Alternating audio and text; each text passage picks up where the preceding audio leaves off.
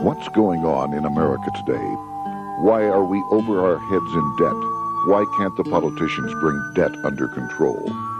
Why are so many people, often both parents now, working at low-paying, dead-end jobs and still making do with less? What's the future of the American economy and way of life? Why does the government tell us inflation is low when the buying power of our paychecks is declining at an alarming rate? Only a generation ago, bread was a quarter, and you could get a new car for $19.95. The problem is that since 1864, we've had a debt-based banking system. All our money is based on government debt. We cannot extinguish government debt without extinguishing our money supply. That's why talk of paying off the national debt without reforming our banking system is an impossibility. That's why the solution does not lie in discussing the size of the national debt, rather it lies in reforming our banking system. This is the Federal Reserve headquarters in Washington. It sits on this very impressive address, right on Constitution Avenue, right across from the Lincoln Memorial. But is it federal? Is it really part of the United States government? Well, what we're about to show you is that there's nothing federal about the Federal Reserve, and there are no reserves. The name is a deception created back before the Federal Reserve Act was passed in 1913 to make Americans think that America's central bank operates in the public interest. The truth is that the Federal Reserve is a private bank owned by private stockholders and run purely for their private profit. That's exactly correct. The Fed is a privately owned for-profit corporation, which again has no reserves, at least no reserves available to back up the Federal Reserve notes, which is our common currency. Oh, absolutely. The Federal Reserve is neither federal and has doubtful reserves. It's a private bank that is owned by member banks. And it was chartered under the guise of deceit by an act of Congress in 1913. If there's still any doubt whether the Federal Reserve is a part of the U.S. government, check your local telephone book. In most cities, it is not listed in the blue government pages. It is listed in the business white pages right next to Federal Express, another private company. But more directly, U.S. courts have ruled time and time again that the Fed is a private corporation. Why can't Congress do something about the Fed? Most members of Congress just don't understand the system, and the few who do are afraid to speak up. For example, initially a veteran congressman from Chicago asked us if he could be interviewed for this video.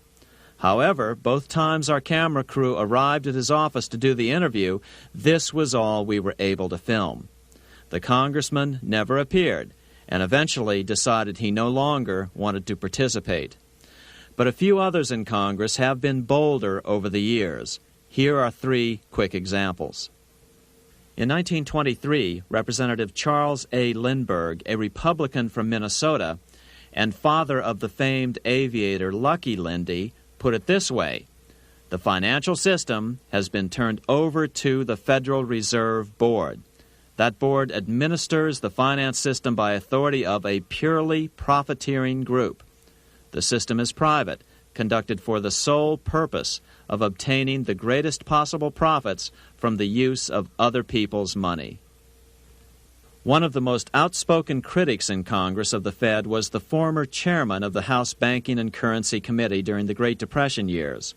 Lewis T. McFadden, Republican of Pennsylvania, said in 1932, "We have in this country one of the most corrupt institutions the world has ever known. I refer to the Federal Reserve Board.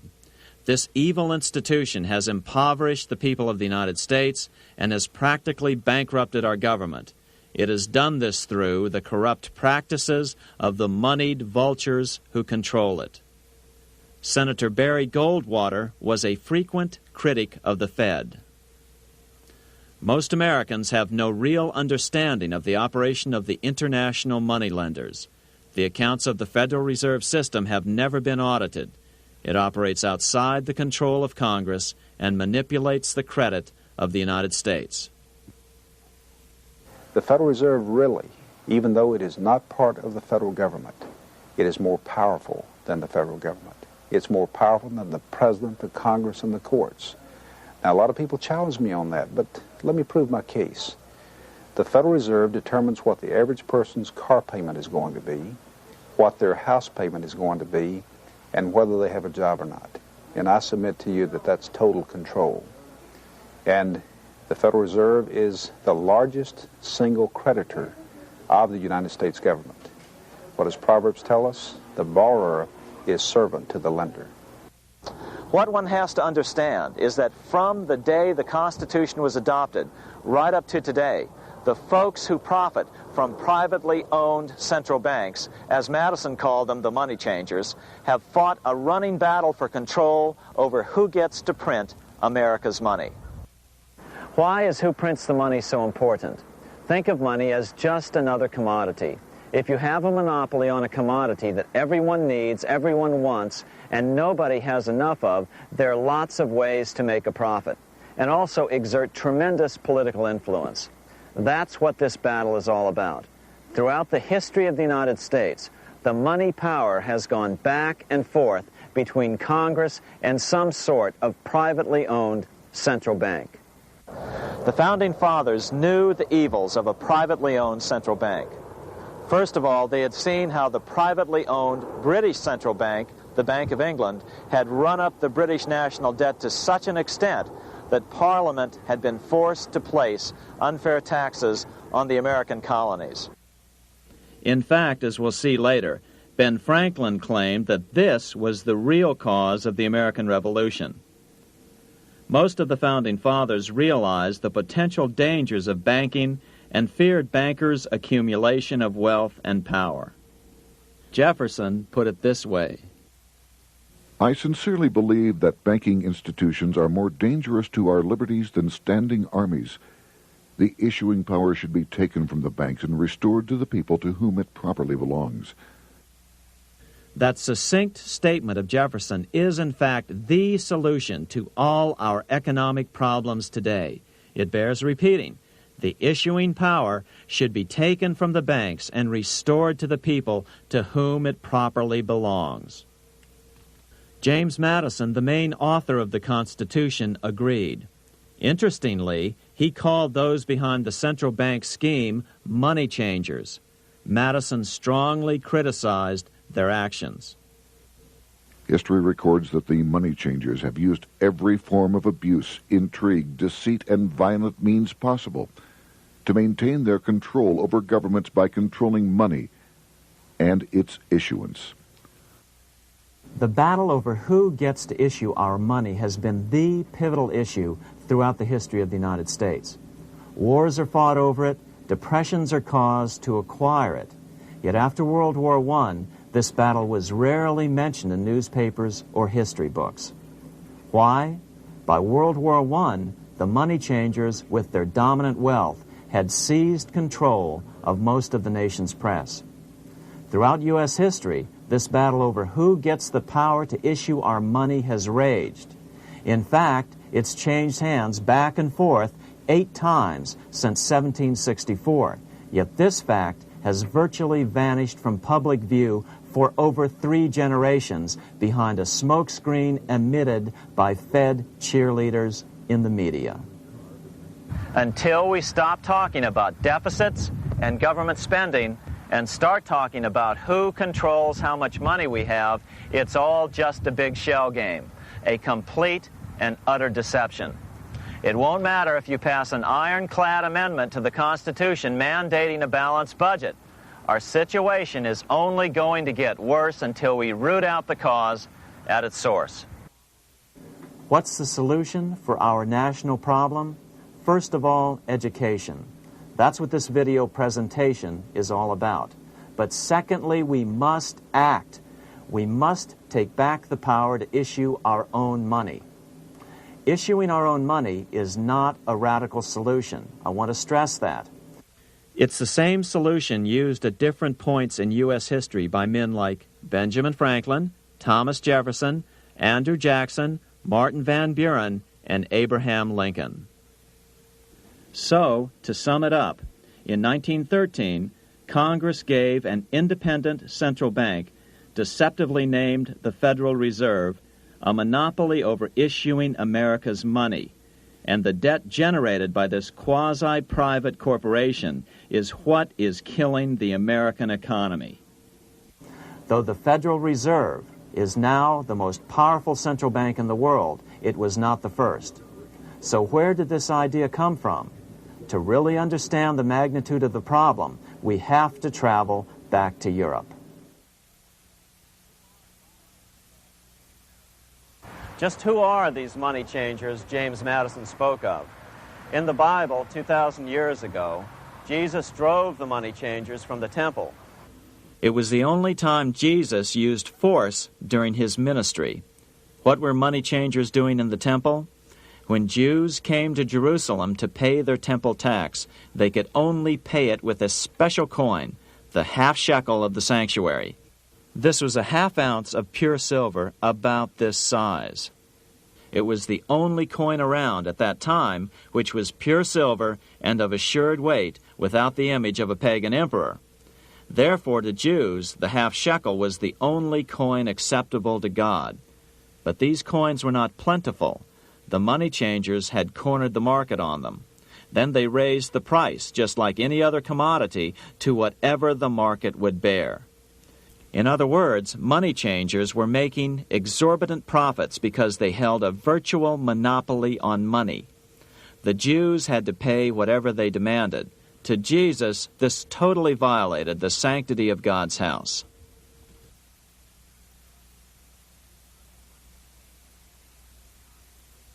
But the money-changing scam did not originate in Jesus' day. 200 years before Christ, Rome was having trouble with money changers. 2 early Roman emperors had tried to diminish the power of the money changers by reforming usury laws and limiting land ownership to 500 acres. They were both assassinated.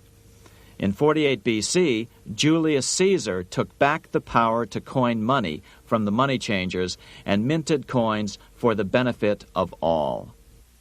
With this new, plentiful supply of money, he built great public works projects. By making money plentiful, Caesar won the love of the common man. But the money changers hated him. Some believe this was an important factor in Caesar's assassination.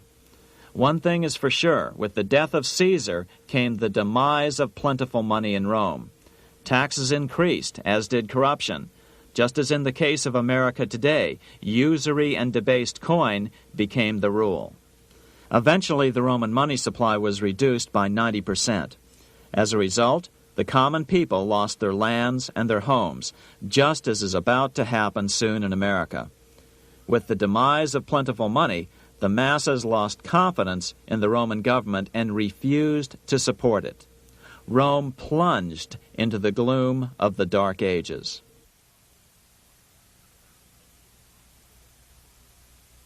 A 1,000 years after the death of Christ, money changers, those who loan out and manipulate the quantity of money, were active in medieval England. In fact, they were so active that acting together, they could manipulate the entire English economy. These were not bankers per se. The money changers generally were the goldsmiths. They were the first bankers because they started keeping other people's gold for safekeeping in their vaults. The first paper money was merely a receipt for gold left at the goldsmith. Paper money caught on because it was more convenient than carrying around a lot of heavy gold and silver coins. Eventually, goldsmiths noticed that only a small fraction of the depositors ever came in and demanded their gold at any one time. Goldsmiths started cheating on the system. They discovered that they could print more money than they had gold, and usually no one would be the wiser. Then they could loan out this extra money and collect interest on it. This was the birth of fractional reserve banking. That is, loaning out many times more money than you have assets on deposit. So, if $1,000 in gold were deposited with them, they could loan out about $10,000 in paper money and draw interest payments on it, and no one would ever discover the deception. By this means, goldsmiths gradually accumulated more and more wealth and used this wealth to accumulate more and more gold. Today, this practice of loaning out more money than there are reserves is known as fractional reserve banking. Every bank in the United States is allowed to loan out at least 10 times more money than they actually have. That's why they get rich on charging, let's say, 8% interest. It's not really 8% per year, which is their income. It's 80%. That's why bank buildings are always the largest in town.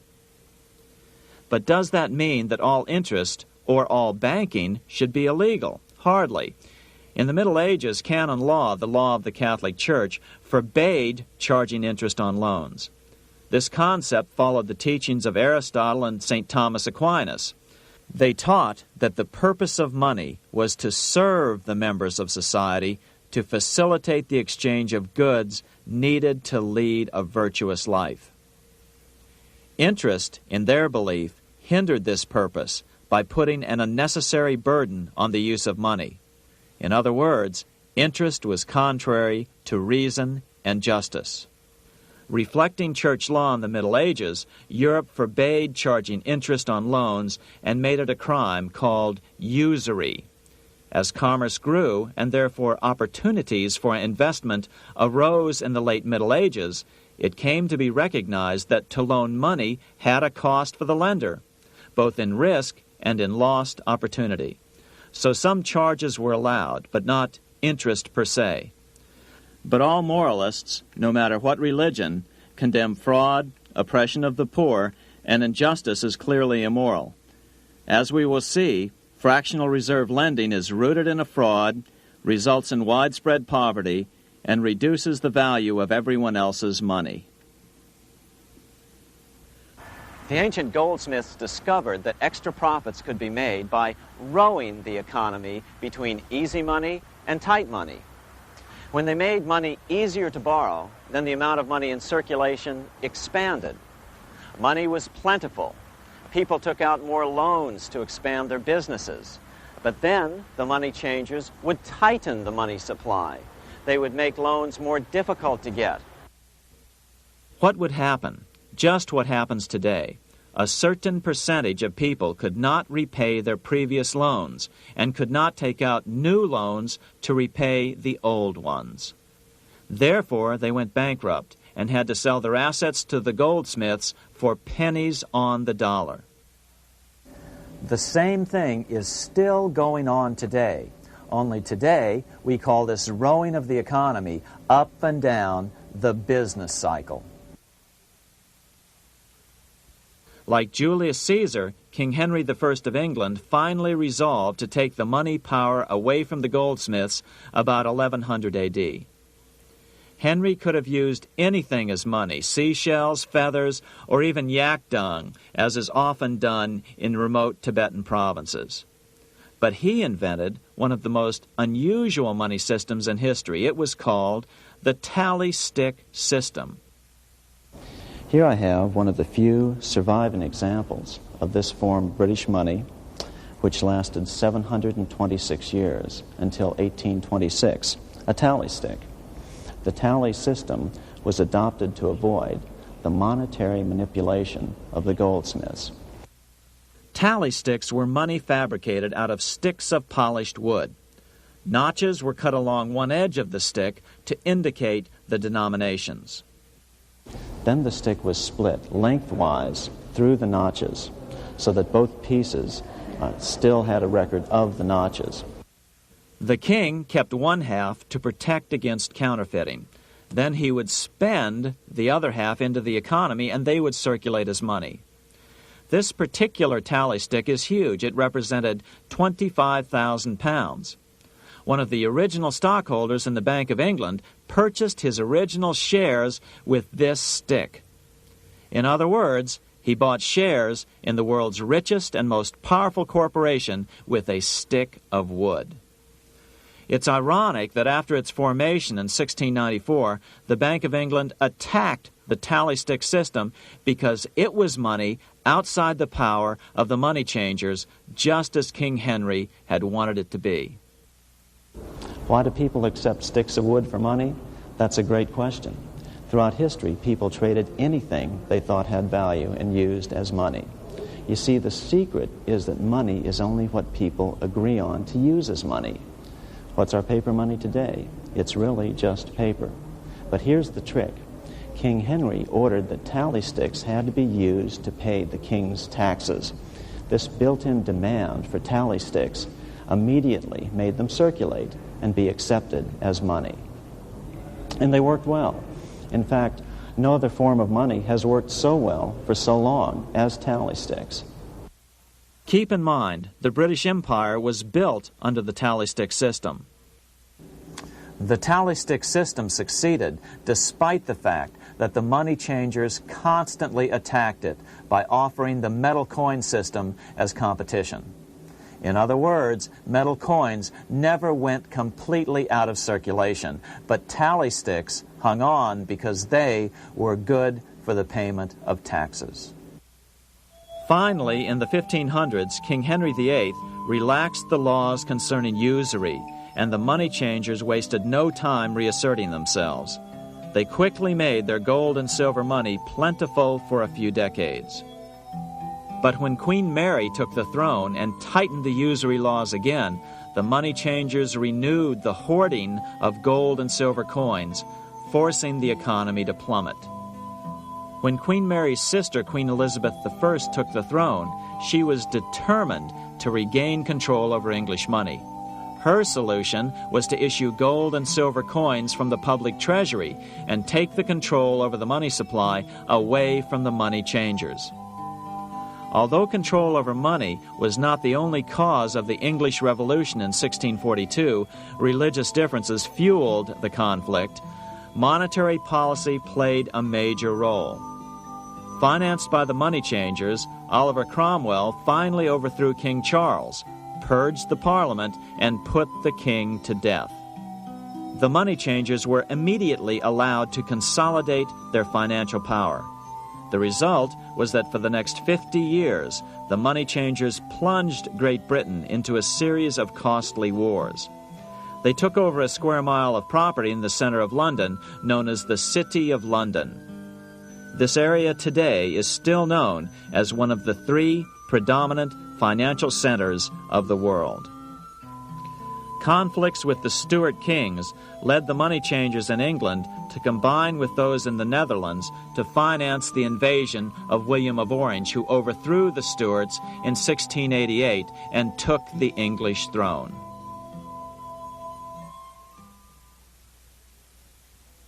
By the end of the 1600s, England was in financial ruin. 50 years of more or less continuous wars with France and Holland had exhausted her. Frantic government officials met with the money changers to beg for the loans necessary to pursue their political purposes. The price was high: a government-sanctioned, privately owned bank which could issue money created out of nothing. It was to be the modern world's first privately owned central bank, the Bank of England. Although it was deceptively called the Bank of England to make the general population think it was part of the government, it was not. Like any other private corporation, the Bank of England sold shares to get started. The investors, whose names were never revealed, were supposed to put up £1.25 million British pounds in gold coin to buy their shares in the bank, but only £750,000 was ever received. Despite that, the bank was duly chartered in 1694 and started out in the business of loaning out several times the money it supposedly had in reserves, all at interest. In exchange, the new bank would loan British politicians as much of the new currency as they wanted, as long as they secured the debt by direct taxation of the British people. So, legalization of the Bank of England amounted to nothing less than legal counterfeiting of a national currency for private gain. Unfortunately, nearly every nation now has a privately controlled central bank using the Bank of England as the basic model. Such is the power of these central banks that they soon take total control over a nation's economy.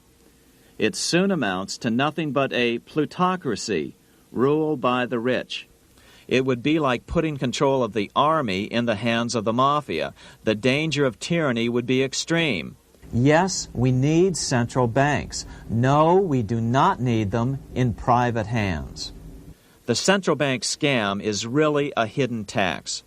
The nation sells bonds to the central bank to pay for things it does not have the political will to raise taxes to pay for. But the bonds are purchased with money the central bank creates out of nothing. More money in circulation makes your money worth less. The government gets as much money as it needs, and the people pay for it in inflation.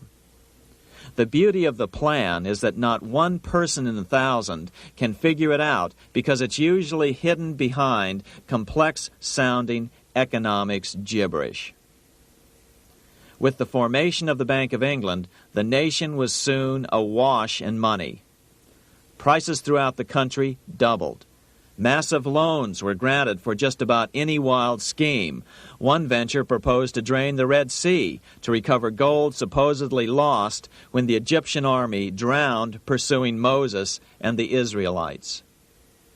By 1698, government debt grew from the initial £1.25 million to £16 million. Naturally, taxes were increased and then increased again to pay for all of this. With the British money supply firmly in their grip, the British economy began a wild roller coaster series of booms and depressions, exactly the sort of thing a central bank claims it is determined to prevent. There are two things which I think are intrinsic not just to the Bank of England but to central banking generally.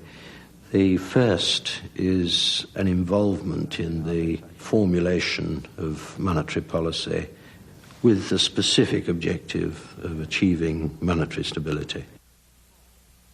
However, since the Bank of England took control, the British pound has rarely been stable. Now let's take a look at the role of the Rothschild family, the family said to be the wealthiest in the world.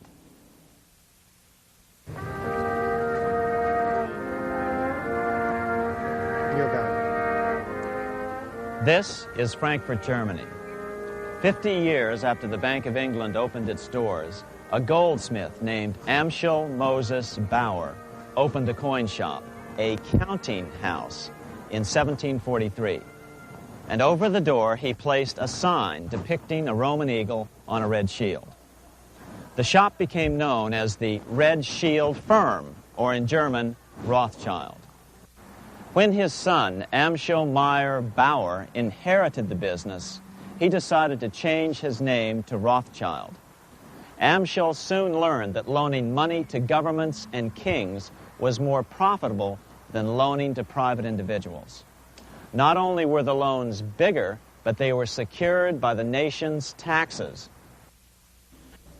Mayer Rothschild had 5 sons. He trained them all in the skills of money creation, then sent them out to the major capitals of Europe to open branch offices of the family banking business. His first son, Amschel Meyer, stayed in Frankfurt to mind the hometown bank. His second son, Solomon, was sent to Vienna. His third son, Nathan, was clearly the most clever. He was sent to London at age 21 in 1798, 100 years after the founding of the Bank of England. His fourth son, Karl, went to Naples, and his fifth son, Jacob, went to Paris. In 1785, Mayer Amschel moved his entire family to this larger house, a 5-story dwelling he shared with the Schiff family. This house was known as the Green Shield. The Rothschilds and the Schiffs would play a central role in the rest of European financial history and in that of the United States. The Rothschilds broke into dealings with European royalty here at Wilhelmshof, the palace of the wealthiest man in Germany. In fact, the wealthiest monarch in all Europe, Prince William of Hesse-Kassel. At first, the Rothschilds were only helping William speculate in precious coins. But when Napoleon chased Prince William into exile, he sent £550,000, a gigantic sum at that time, to Nathan Rothschild in London with instructions for him to buy consols, British government bonds, also called government stock. But Rothschild used the money for his own purposes. With Napoleon on the loose, the opportunities of wartime investments were nearly limitless. William returned here sometime prior to the Battle of Waterloo in 1815. He summoned Rothschild and demanded his money back. The Rothschilds returned William's money with the interest the British consuls would have paid him had the investment actually been made. But the Rothschilds kept all the past profits they had made using William's money. Nathan Rothschild later bragged that in the 17 years he'd been in England, he'd increased his original £20,000 stake given to him by his father by 2,500 times. By cooperating within the family, the Rothschilds soon grew unbelievably wealthy. By the mid-1800s, they dominated all European banking and were certainly the wealthiest family in the world. They financed Cecil Rhodes, making it possible for him to establish a monopoly over the diamond and gold fields of South Africa. In America, they financed the Harrimans and railroads, the Vanderbilts and railroads and the press, and Carnegie in the steel industry, among many others. In fact, during World War I, J.P. Morgan was thought to be the richest man in America. But after his death, it was discovered that he was actually only a lieutenant of the Rothschilds. Once Morgan's will was made public, it was discovered that he owned only 19% of J.P. Morgan companies. By 1850, James Rothschild, the heir of the French branch of the family, was said to be worth 600 million French francs, 150 million more than all the other bankers in France put together. He built this mansion called Ferrier, just east of Paris. Wilhelm I, on seeing it, exclaimed, "Kings couldn't afford this. It could only belong to a Rothschild." Another 19th century French commentator put it this way: "There is but one power in Europe, and that is Rothschild." There is no evidence that their predominant standing in European or world finance has changed. Now let's take a look at the results the Bank of England had produced on the British economy and how that later was the root cause of the American Revolution.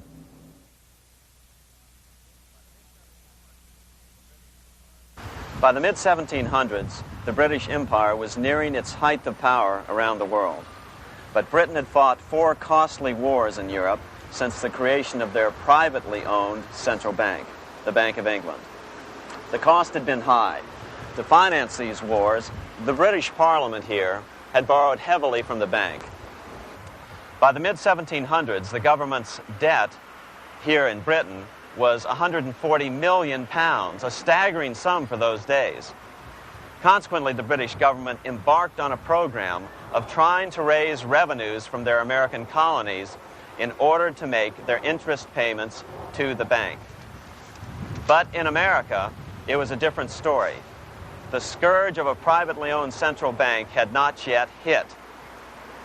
This is Independence Hall in Philadelphia, where the Declaration of Independence and Constitution were signed. In the mid-1700s, pre-revolutionary America was still relatively poor.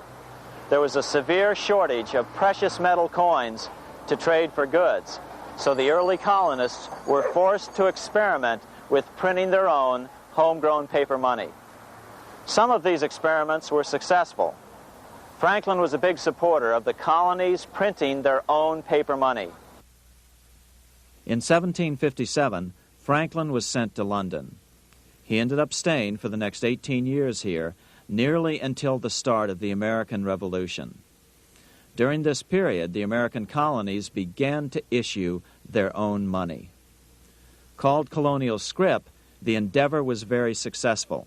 It provided a reliable medium of exchange, and it also helped to provide a feeling of unity between the colonies.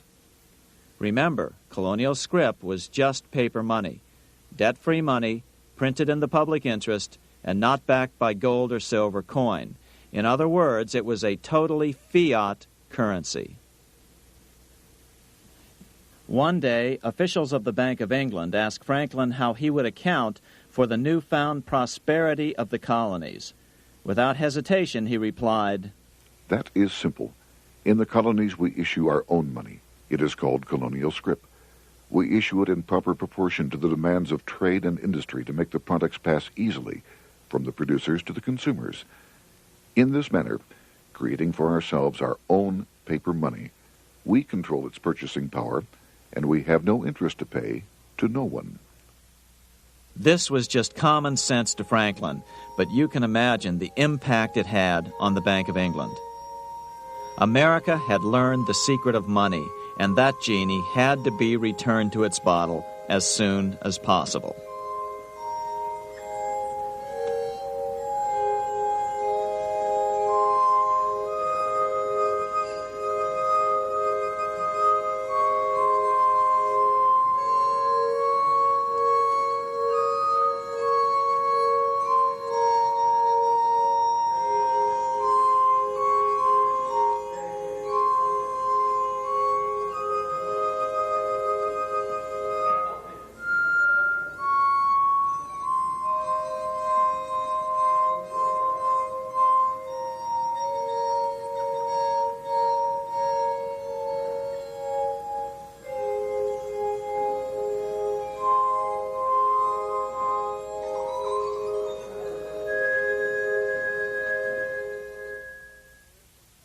As a result, Parliament hurriedly passed the Currency Act of 1764.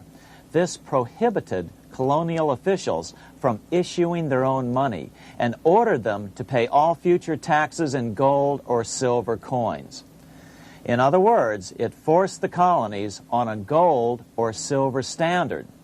For those who still believe that a gold standard is the answer for America's current monetary problems, look what happened to America after that.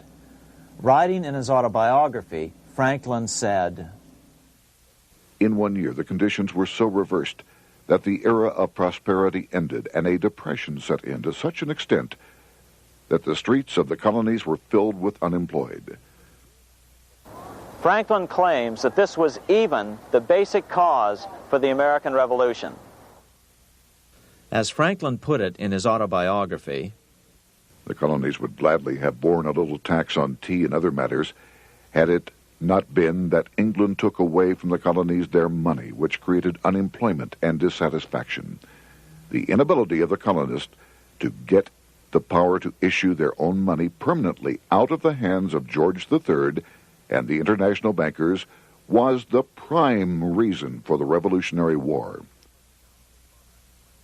By the time the first shots were fired in Lexington, Massachusetts, on April 19, 1775, the colonies had been drained of gold and silver coin by British taxation.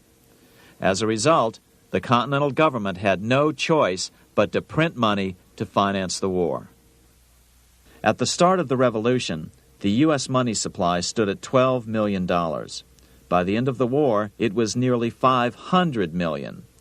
As a result, the currency was virtually worthless.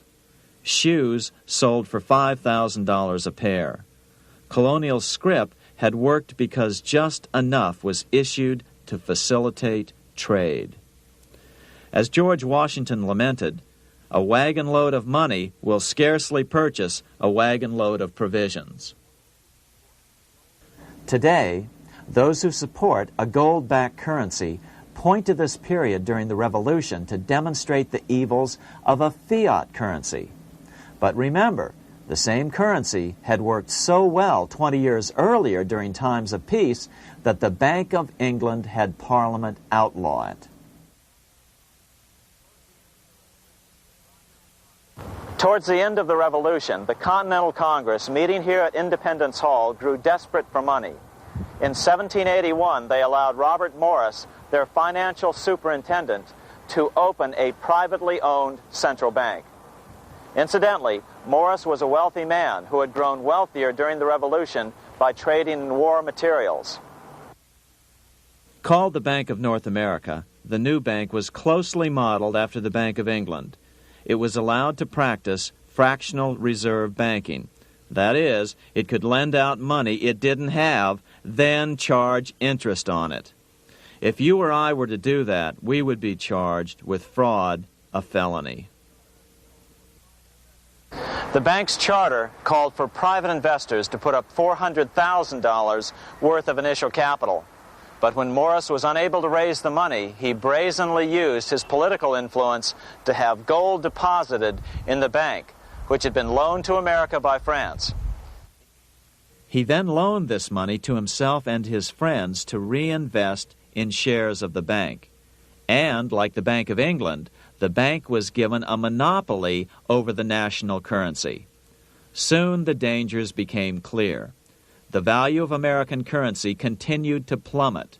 So, 4 years later, in 1785, the bank's charter was not renewed. The leader of the effort to kill the bank, William Findley of Pennsylvania, explained the problem this way, quote, "This institution, having no principle but that of avarice, will never be varied in its object, to engross all the wealth, power, and influence of the state." The men behind the Bank of North America, Alexander Hamilton, Robert Morris, and the bank's president, Thomas Weiling, did not give up. Only 6 years later, Hamilton, then Secretary of the Treasury, and his mentor, Morris, rammed a new privately owned central bank through the new Congress. Called the first bank of the United States, Thomas Weiling again served as the bank's president. The players were the same, only the name of the bank was changed.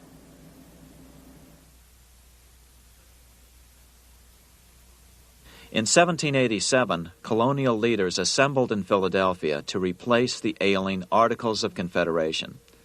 As we saw earlier, both Thomas Jefferson and James Madison were unalterably opposed to a privately owned central bank. They had seen the problems caused by the Bank of England.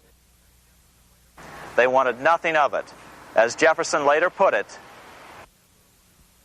"If the American people ever allow private banks to control the issue of their currency, first by inflation, then by deflation, the banks and the corporations which grow up around them will deprive the people of all property until their children wake up homeless on the continent their fathers conquered."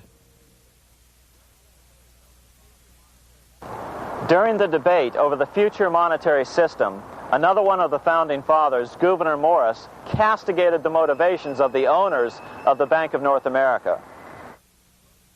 Gouverneur Morris headed the committee that wrote the final draft of the Constitution. Morris knew the motivations of the bank well. Along with his old boss, Robert Morris, Gouverneur Morris and Alexander Hamilton were the ones who had presented the original plan for the Bank of North America to the Continental Congress in the last year of the Revolution. In a letter he wrote to James Madison on July 2nd, 1787, Gouverneur Morris revealed what was really going on. "The rich will strive to establish their dominion and enslave the rest. They always did. They always will. They will have the same effect here as elsewhere if we do not, by the power of government, keep them in their proper spheres." Despite the defection of Gouverneur Morris from the ranks of the bank, Hamilton, Robert Morris, Thomas Weiling, and their European backers were not about to give up. They convinced the bulk of the delegates to the Constitutional Convention to not give Congress the power to issue paper money. Most of the delegates were still reeling from the wild inflation of the paper currency during the Revolution. They had forgotten how well colonial scrip had worked before the war. But the Bank of England had not. The money changers could not stand to have America printing her own money again. So the Constitution is silent on the matter. This grievous defect left the door wide open for the money changers, just as they had planned.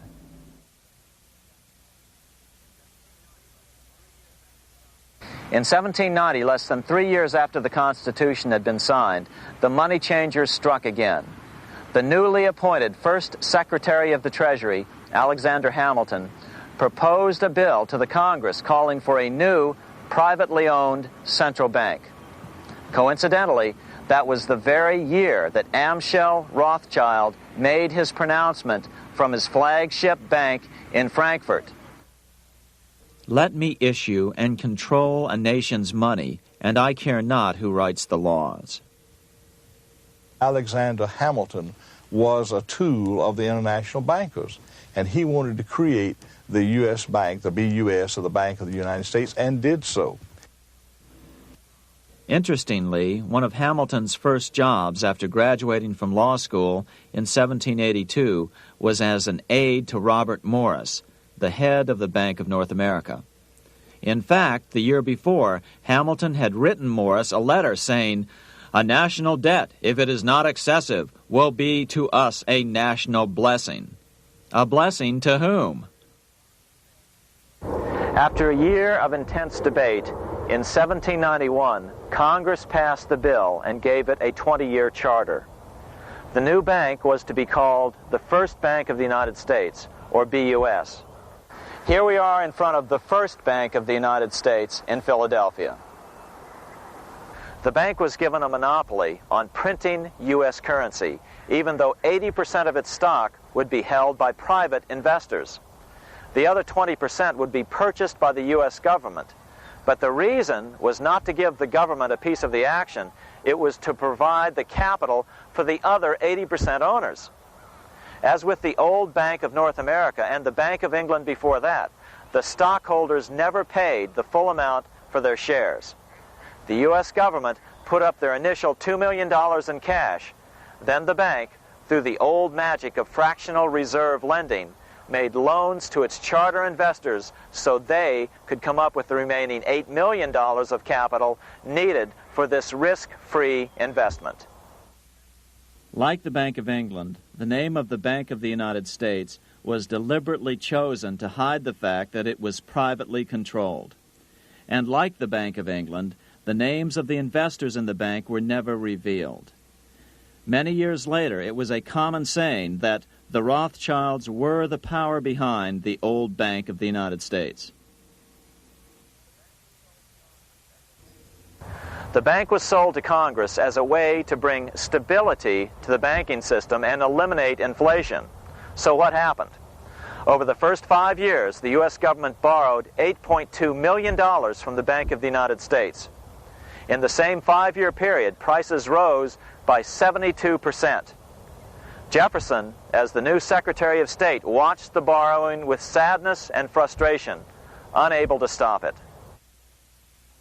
I wish it were possible to obtain a single amendment to our Constitution, taking from the federal government the power of borrowing.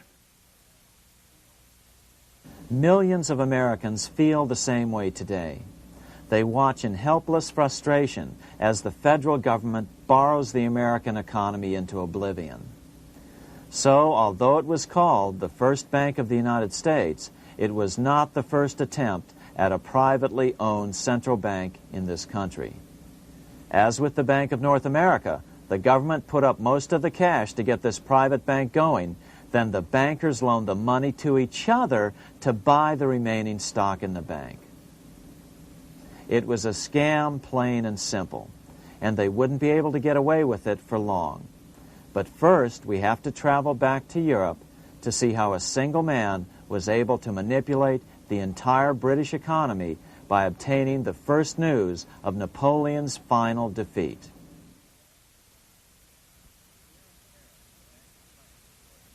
Here in Paris, the Bank of France was organized in 1800, just like the Bank of England. But Napoleon decided France had to break free of debt, and he never trusted the Bank of France. He declared that when a government is dependent upon bankers for money, the bankers, not the leaders of the government, are in control. The hand that gives is above the hand that takes. Money has no motherland. Financiers are without patriotism and without decency. Their sole object is gain. Back in America, unexpected help was about to arrive. In 1800, Thomas Jefferson narrowly defeated John Adams to become the third president of the United States. By 1803, Jefferson and Napoleon had struck a deal. The U.S. would give Napoleon $3 million in gold in exchange for a huge chunk of territory west of the Mississippi River, the Louisiana Purchase. With that $3 million, Napoleon quickly forged an army and set off across Europe, conquering everything in his path. But the Bank of England quickly rose to oppose him. They financed every nation in his path, reaping the enormous profits of war. Prussia, Austria, and finally Russia all went heavily into debt in a futile attempt to stop Napoleon. 4 years later, with the main French army in Russia, 30-year-old Nathan Rothschild, the head of the London office of the Rothschild family, personally took charge of a bold plan to smuggle a much-needed shipment of gold right through France to finance an attack by the Duke of Wellington from Spain. Nathan later bragged at a dinner party in London that it was the best business he'd ever done. Little did he know that he would do much better business in the near future. Wellington's attacks from the south and other defeats eventually forced Napoleon to abdicate, and Louis XVIII was crowned king. Napoleon was exiled to Elba, a tiny island off the coast of Italy, supposedly exiled from France forever. While Napoleon was in exile on Elba, temporarily defeated by England with the financial help of the Rothschilds, America was trying to break free of its central bank as well.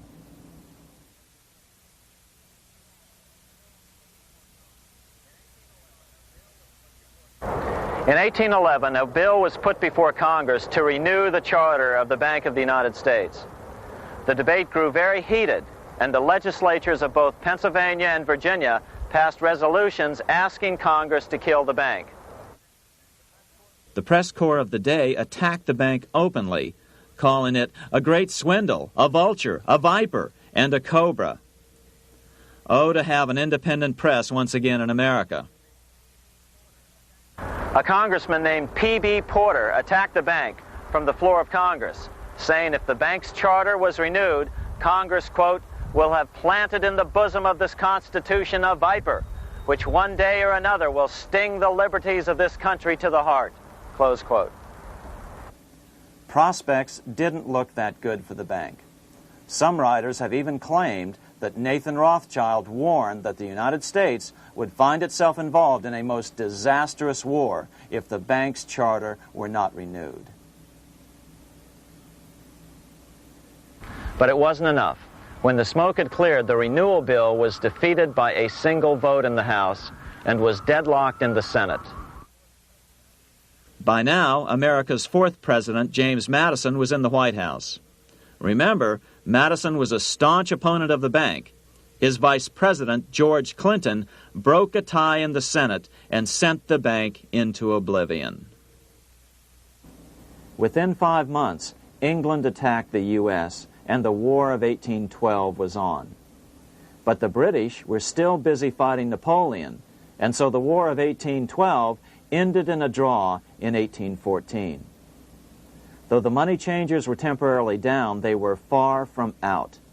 It would take them only another 2 years to bring back their bank bigger and stronger than ever.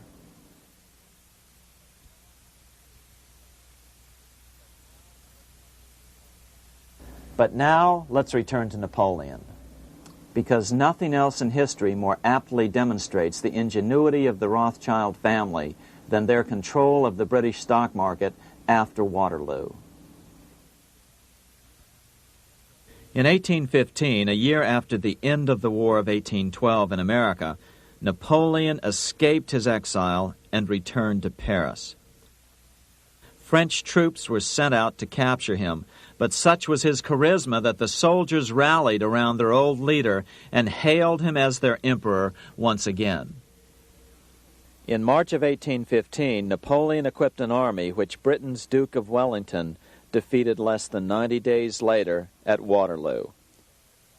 Some writers claim Napoleon borrowed £5 million from the Bank of England to rearm, but it appears these funds actually came from the Ouvard banking house in Paris.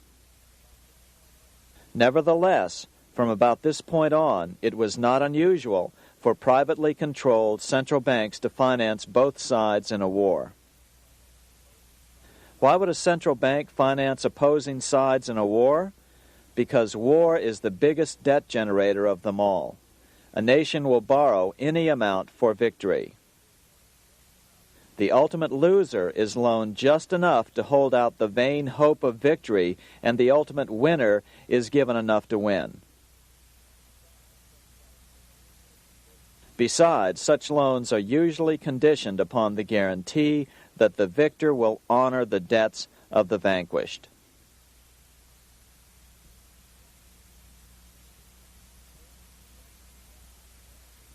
This is the Waterloo battlefield about 200 miles northeast of Paris in what today is Belgium. Here Napoleon suffered his final defeat, but not before thousands of French and Englishmen gave their lives on a steamy summer day in July of 1815. Right over there, on June 18, 1815, 74,000 French troops met 67,000 troops from Britain and other European nations. The outcome was certainly in doubt. In fact, had Napoleon attacked a few hours earlier, he would probably have won the battle. But no matter who won or lost, back in London, Nathan Rothschild planned to use the opportunity to try to seize control over the British stock and bond market and possibly even the Bank of England. Rothschild stationed a trusted agent, a man named Rothworth, on the north side of the battlefield, closer to the English Channel. Once the battle had been decided, Rothworth took off for the Channel. He delivered the news to Nathan Rothschild a full 24 hours before Wellington's own courier. Rothschild hurried to the stock market and took up his usual position in front of an ancient pillar. All eyes were on him. The Rothschilds had a legendary communications network. If Wellington had been defeated and Napoleon was loose on the continent again, Britain's financial situation would become grave indeed. Rothschild looked saddened. He stood there motionless, eyes downcast. Then suddenly he began selling. Other nervous investors saw that Rothschild was selling. It could only mean one thing. Napoleon must have won, Wellington must have lost. The market plummeted. Soon everyone was selling their consols, their British government bonds, and prices dropped sharply. But then Rothschild started secretly buying up the consols through his agents for only a fraction of their worth hours before. Myths, legends, you say? 100 years later, the New York Times ran a story which said that Nathan's grandson had attempted to secure a court order to suppress a book with this stock market story in it. The Rothschild family claimed the story was untrue and libelous, but the court denied the Rothschilds' request and ordered the family to pay all court costs. What's even more interesting about this story is that some authors claim that the day after the Battle of Waterloo, in a matter of hours, Nathan Rothschild came to dominate not only the bond market, but the Bank of England as well. Whether or not the Rothschild family seized control of the Bank of England, the first privately owned central bank in a major European nation and the wealthiest, one thing is certain. By the mid-1800s, the Rothschilds were the richest family in the world, bar none. They dominated the new government bond markets and branched into other banks and industrial concerns. In fact, the rest of the 19th century was known as the Age of the Rothschilds. Despite this overwhelming wealth, the family has generally cultivated an aura of invisibility. Although the family controls scores of industrial, commercial, mining, and tourist corporations, only a handful bear the Rothschild name. By the end of the 19th century, one expert estimated that the Rothschild family controlled half the wealth of the world. Whatever the extent of their vast wealth, it is reasonable to assume that their percentage of the world's wealth has increased since then. But since the turn of the century, the Rothschilds have cultivated the notion that their power has somehow waned even as their wealth increases.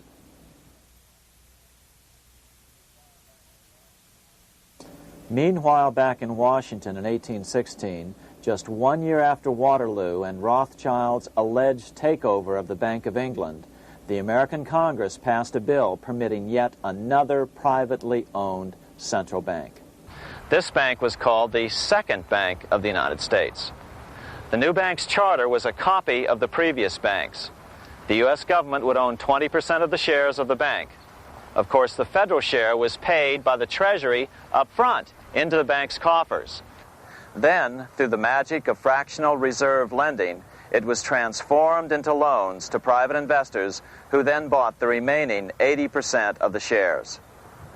Just as before, the primary stockholders remained a secret. But it is known that the largest block of shares, about 1/3 of the total, were sold to foreigners. As one observer put it, it is certainly no exaggeration to say that the Second Bank of the United States was rooted as deeply in Britain as it was in America. So, by 1816, some authors claim the Rothschilds had taken control over the Bank of England and backed a new, privately owned central bank in America as well.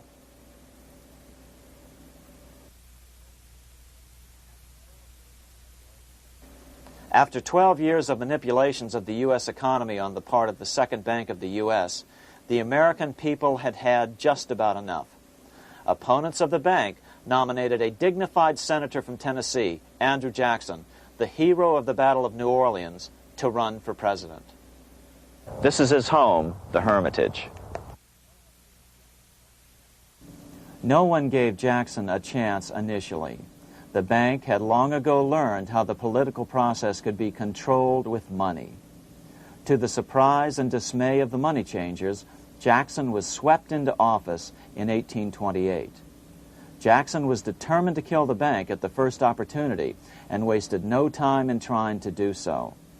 But the bank's 20-year charter didn't come up for renewal until 1836, the last year of his second term, if he could survive that long. During his first term, Jackson contented himself with rooting out the bank's many minions from government service. He fired 2,000 of the 11,000 employees of the federal government. In 1832, with his re-election approaching, the bank struck an early blow, hoping Jackson would not want to stir up controversy. They asked Congress to pass a renewal bill 4 years early. Naturally, Congress complied, then sent it to the president for signing. But Jackson weighed in with both feet. Old Hickory, never a coward, vetoed the bill. His veto message is one of the great American documents. It clearly lays out the responsibility of the American government towards its citizens, rich and poor. It is not our own citizens only who are to receive the bounty of our government. More than 8 million of the stock of this bank are held by foreigners. Is there no danger to our liberty and independence in a bank that in its nature has so little to bind it to our country? Controlling our currency, receiving our public monies, and holding thousands of our citizens' independence would be more formidable and dangerous than a military power of the enemy.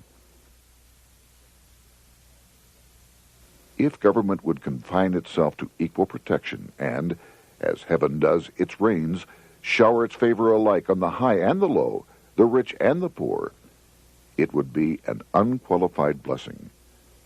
In the act before me, there seems to be a wide and unnecessary departure from these just principles. Later that year, in July 1832, Congress was unable to override Jackson's veto. Now Jackson had to stand for re-election. Jackson took his argument directly to the people. For the first time in U.S. history, Jackson took his presidential campaign on the road. Before then, presidential candidates stayed at home and looked presidential. His campaign slogan was Jackson and no bank. The National Republican Party ran Senator Henry Clay against Jackson. Despite the fact that the bankers poured over $3 million into Clay's campaign, Jackson was reelected by a landslide in November of 1832. Despite his presidential victory, Jackson knew the battle was only beginning. "The hydra of corruption is only scotched, not dead," said the newly elected president. Jackson ordered his new Secretary of Treasury, Lewis McLean, to start removing the government's deposits from the second bank and start placing them in state banks. But McLean refused to do so. Jackson fired him and appointed William J. Duane as the new Secretary of the Treasury. Duane also refused to comply with the president's requests, and so Jackson fired him as well and then appointed Roger B. Taney to the office. Taney did withdraw government funds from the bank starting on October 1st, 1833. Jackson was jubilant. "I have it chained. I'm ready with screws to draw every tooth and then the stumps." But the bank was not yet done fighting. Its head, Nicholas Biddle, used his influence to get the Senate to reject Taney's nomination. Then, in a rare show of arrogance, Biddle threatened to cause a depression if the bank was not rechartered. This worthy president thinks that because he has scalped Indians and imprisoned judges, he is to have his way with the bank. He is mistaken.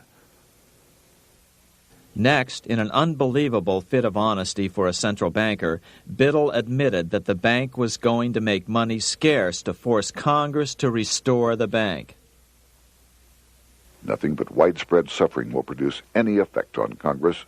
Our only safety is in pursuing a steady course of firm restriction, and I have no doubt that such a course will ultimately lead to restoration of the currency and the recharter of the bank. What a stunning revelation. Here was the pure truth, revealed with shocking clarity. Biddle intended to use the money contraction power of the bank to cause a massive depression until America gave in.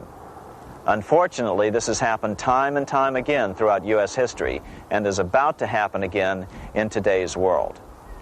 Nicholas Biddle made good on his threat.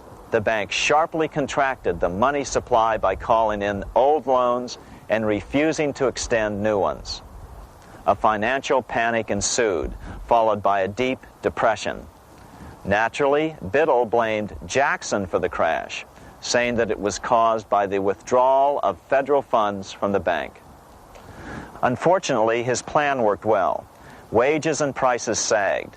Unemployment soared along with business bankruptcies. The nation quickly went into an uproar. Newspaper editors blasted Jackson in editorials. The bank threatened to withhold payments, which then could be made directly to key politicians for their support. Within only months, Congress assembled in what was called the panic session. 6 months after he had withdrawn funds from the bank, Jackson was officially censured by a resolution which passed the Senate by a vote of 26 to 20. It was the first time a president had ever been censured by Congress. Jackson lashed out at the bank. "You are a den of vipers. I intend to rout you out, and by eternal God, I will rout you out." America's fate teetered on a knife edge. If Congress could muster enough votes to override Jackson's veto, the bank would be granted another 20-year monopoly or more over America's money, time enough to consolidate its already great power. Then a miracle occurred.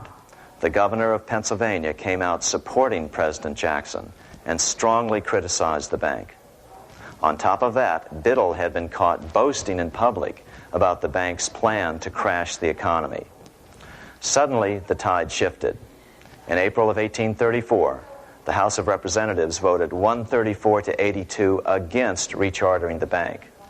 This was followed up by an even more lopsided vote to establish a special committee to investigate whether the bank had caused the crash. When the investigating committee arrived at the bank's door in Philadelphia, armed with a subpoena to examine the books, Biddle refused to give them up. Nor would he allow inspection of correspondence with congressmen relating to their personal loans and advances he'd made to them. He also refused to testify before the committee back in Washington. On January 8th, 1835, Jackson paid off the final installment on the national debt, which had been necessitated by allowing the banks to issue currency for government bonds rather than simply issuing treasury notes without such debt. He was the only president to ever pay off the debt. A few weeks later, on January 30th, 1835, an assassin by the name of Richard Lawrence tried to shoot President Jackson, but by the grace of God, both pistols misfired. Lawrence was later found not guilty by reason of insanity. After his release, he bragged to friends that powerful people in Europe had put him up to the task and promised to protect him if he were caught. The following year, when its charter ran out, the Second Bank of the United States ceased functioning as the nation's central bank. Biddle was later arrested and charged with fraud. He was tried and acquitted, but died shortly thereafter while still tied up in civil suits. After his second term as president, Jackson retired here to the Hermitage outside of Nashville to live out his life. He is still remembered here for his determination to kill the bank. In fact, he killed it so well that it took the money changers 77 years to undo the damage.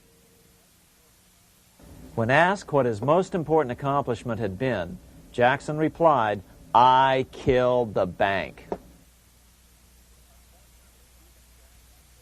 Unfortunately, even Jackson failed to grasp the entire picture and its root cause. Although Jackson had killed the central bank, the most insidious weapon of the money changers, fractional reserve banking, remained in use by the numerous state-chartered banks. This fueled economic instability in the years before the Civil War. Still, the central bankers were out, and as a result, America thrived as it expanded westward. During this time, the principal money changers struggled to regain their lost centralized power, but to no avail. Then, finally, they reverted to the old central bankers' formula: war to create debt and dependency. If they couldn't get their central bank any other way, America could be brought to its knees by plunging it into a civil war, just as they had done in 1812 after the first Bank of the United States was not rechartered. 1 month after the inauguration of Abraham Lincoln, the first shots of the American Civil War were fired here at Fort Sumter, South Carolina, on April 12, 1861. Certainly slavery was a cause for the Civil War, but not the primary cause.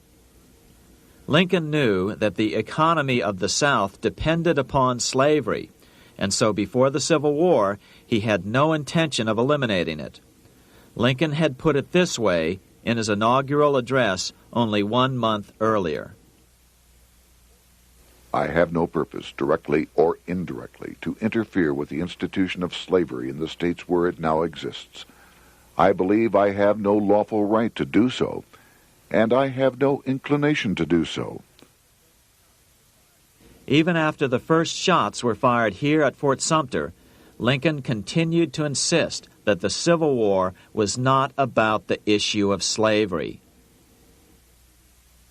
My paramount objective is to save the Union, and it is not either to save or destroy slavery. If I could save the Union without freeing any slave, I would do it. So what was the Civil War all about? There were many factors at play. Northern industrialists had used protective tariffs to prevent the southern states from buying cheaper European goods. Europe retaliated by stopping cotton imports from the South. The southern states were in a double financial bind.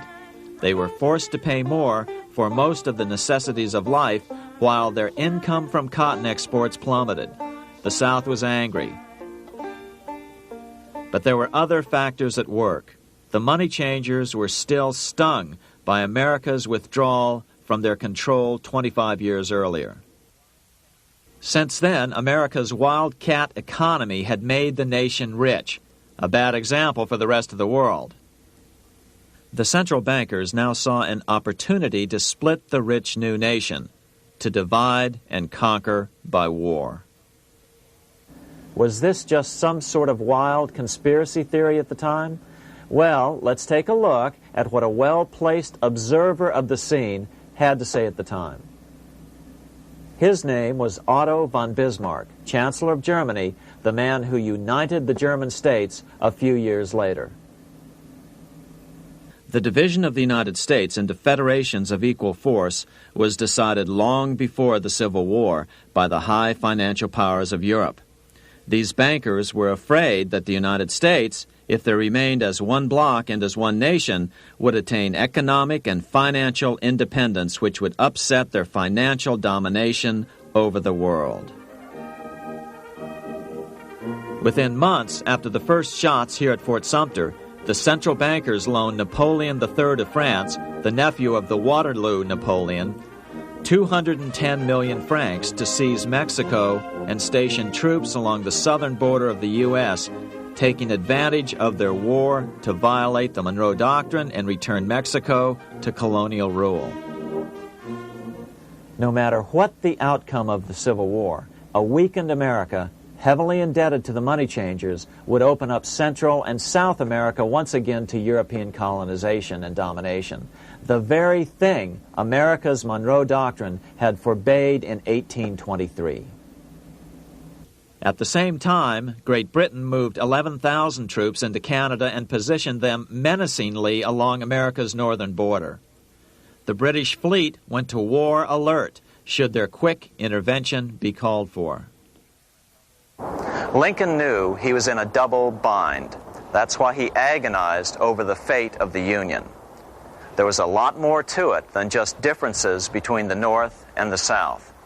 That's why his emphasis was always on union and not merely the defeat of the South. But Lincoln needed money to win. In 1861, Lincoln and his Secretary of Treasury, Salmon P. Chase, went to New York to apply for the necessary loans. The money changers, anxious to see the Union fail, offered loans at 24 to 36% interest. Lincoln said thanks, but no thanks, and returned to Washington. Lincoln sent for an old friend, Colonel Dick Taylor of Chicago, and put him on the problem of financing the war. During one meeting, Lincoln asked Taylor what he'd discovered. Taylor put it this way: "Why, Lincoln, that is easy. Just get Congress to pass a bill authorizing the printing of full legal tender Treasury notes, and pay your soldiers with them, and go ahead and win your war with them also." When Lincoln asked if the people of the United States would accept the notes, Taylor said, "The people, or anyone else, will not have any choice in the matter if you make them full legal tender. They will have the full sanction of the government and be just as good as any money, as Congress is given that express right by the Constitution." So that's exactly what Lincoln did. In 1862-63, he printed up $450 million worth of the new bills. In order to distinguish them from other banknotes in circulation, he printed them in green ink on the back side. That's why the notes were called greenbacks. With this new money, Lincoln paid the troops and bought their supplies. During the course of the war, nearly $450 million worth of greenbacks were printed at no interest to the federal government.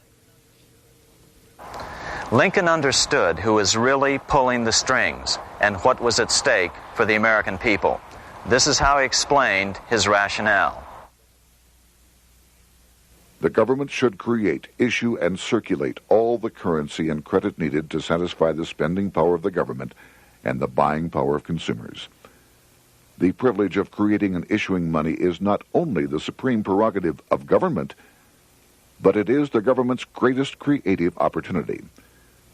By the adoption of these principles, the taxpayers will be saved immense sums of interest. Money will cease to be master and become the servant of humanity. A truly incredible editorial in the London Times explained the central bankers' attitude towards Lincoln's greenbacks. If this mischievous financial policy, which has its origins in North America, shall become indurated down to a fixture, then That government will furnish its own money without cost. It will pay off debts and be without debt. It will have all the money necessary to carry on its commerce. It will become prosperous without precedent in the history of the world. The brains and wealth of all countries will go to North America. That country must be destroyed, or it will destroy every monarchy on the globe. The scheme was effective, so effective that the next year, 1863, with Federal and Confederate troops beginning to mass for the decisive battle of the Civil War, and the Treasury in need of further congressional authority to issue more greenbacks, Lincoln allowed the bankers to push through the National Bank Act. These new national banks would operate under a virtual tax-free status and collectively had the exclusive monopoly power to create the new form of money, banknotes. Though greenbacks continued to circulate, their numbers were not increased. But most importantly, from this point on, the entire U.S. money supply would be created out of debt by bankers buying U.S. government bonds and issuing them for reserves for banknotes. As historian John Kenneth Galbraith explained it, in numerous years following the war, the federal government ran a heavy surplus. It could not, however, pay off its debt, retire its securities, because to do so meant there would be no bonds to back the national banknotes. To pay off the debt was to destroy the money supply. Later in 1863, Lincoln got some unexpected help from Tsar Alexander II of Russia. The Tsar, like Bismarck in Germany, knew what the international money changers were up to and had steadfastly refused to let them set up a central bank in Russia. If America survived and was able to remain out of their clutches, the Tsar's position would remain secure. If the bankers were successful at dividing America and giving the pieces back to Great Britain and France, both nations under control of their central banks, eventually they would threaten Russia again. So the Tsar gave orders that if either England or France actively intervened and gave aid to the South, Russia would consider such action as a declaration of war. He did the same with part of his Pacific Fleet and sent them to port in San Francisco. Lincoln was reelected the next year, 1864. Had he lived, he would surely have killed the national bank's money monopoly extracted from him during the war. On November 21, 1864, he wrote a friend the following: The money power preys upon the nation in times of peace and conspires against it in times of adversity. It is more despotic than monarchy, more insolent than autocracy, more selfish than bureaucracy. Shortly before Lincoln was murdered, his former Secretary of Treasury, Salmon P. Chase, bemoaned his role in helping secure the passage of the National Banking Act only 1 year earlier. My agency in promoting the passage of the National Banking Act was the greatest financial mistake in my life. It has built up a monopoly which affects every interest in the country. On April 14, 1865, 41 days after his second inauguration and just 5 days after Lee surrendered to Grant at Appomattox, Lincoln was shot by John Wilkes Booth at Ford's Theater. Bismarck, Chancellor of Germany, lamented the death of Abraham Lincoln. The death of Lincoln was a disaster for Christendom. There was no man in the United States great enough to wear his boots. I fear that foreign bankers, with their craftiness and tortuous tricks, will entirely corrupt the exuberant riches of America and use it systematically to corrupt modern civilization. They will not hesitate to plunge the whole of Christendom into wars and chaos in order that the earth should become their inheritance. Bismarck well understood the money changers' plan. Allegations that international bankers were responsible for Lincoln's assassination surfaced in Canada 70 years later in 1934. Gerald G. McGeer, a popular and well-respected Canadian attorney, revealed this stunning charge in a 5-hour speech before the Canadian House of Commons, blasting Canada's debt-based money system. Remember, it was 1934, the height of the Great Depression, which was ravaging Canada as well. McGeer had obtained evidence deleted from the public record, provided to him by Secret Service agents at the trial of John Wilkes Booth after Booth's death. McGeer said it showed that Booth was a mercenary working for the international bankers. According to an article in the Vancouver Sun of May 2nd, 1934, Abraham Lincoln, the martyred emancipator of the slaves, was assassinated through the machinations of a group representative of the international bankers who feared the United States president's national credit ambitions. There was only one group in the world at that time who had any reason to desire the death of Lincoln. They were the men opposed to his national currency program and who had fought him throughout the whole Civil War on his policy of greenback currency. Interestingly, McGeer claimed that Lincoln was assassinated not only because international bankers wanted to reestablish a central bank in America, but because they also wanted to base America's currency on gold. Gold they controlled. In other words, put America on a gold standard. Lincoln had done just the opposite by issuing U.S. notes, greenbacks, which were based purely on the good faith and credit of the United States. The article quoted McGeer as saying, "They were the men interested in the establishment of the gold standard and the right of the bankers to manage the currency and credit of every nation in the world. With Lincoln out of the way, they were able to proceed with that plan and did proceed with it in the United States. Within 8 years after Lincoln's assassination, silver was demonetized and the gold standard money system set up in the United States." Not since Lincoln has the U.S. issued debt-free United States notes. These red-sealed bills, which were issued in 1963, were not a new issue from President Kennedy, but merely the old greenbacks reissued year after year. In another act of folly and ignorance, the 1994 Regal Act actually authorized the replacement of Lincoln's greenbacks with debt-based notes. In other words, greenbacks were in circulation in the United States until 1994. Why was silver bad for the bankers and gold good? Simple. Because silver was plentiful in the United States. It was very hard to control. Gold was, and always has been, scarce. Throughout history, it has been relatively easy to monopolize gold, but silver has historically been 15 times more plentiful. With Lincoln out of the way, the money changers' next objective was to gain complete control over America's money. This was no easy task. With the opening of the American West, silver had been discovered in huge quantities. On top of that, Lincoln's greenbacks were generally popular. Despite the European central bankers' deliberate attacks on greenbacks, they continued to circulate in the United States, in fact, until a few years ago. According to historian W. Cleon Skousen, right after the Civil War, there was considerable talk about reviving Lincoln's brief experiment with the constitutional monetary system. Had not the European Money Trust intervened, it would have no doubt become an established institution.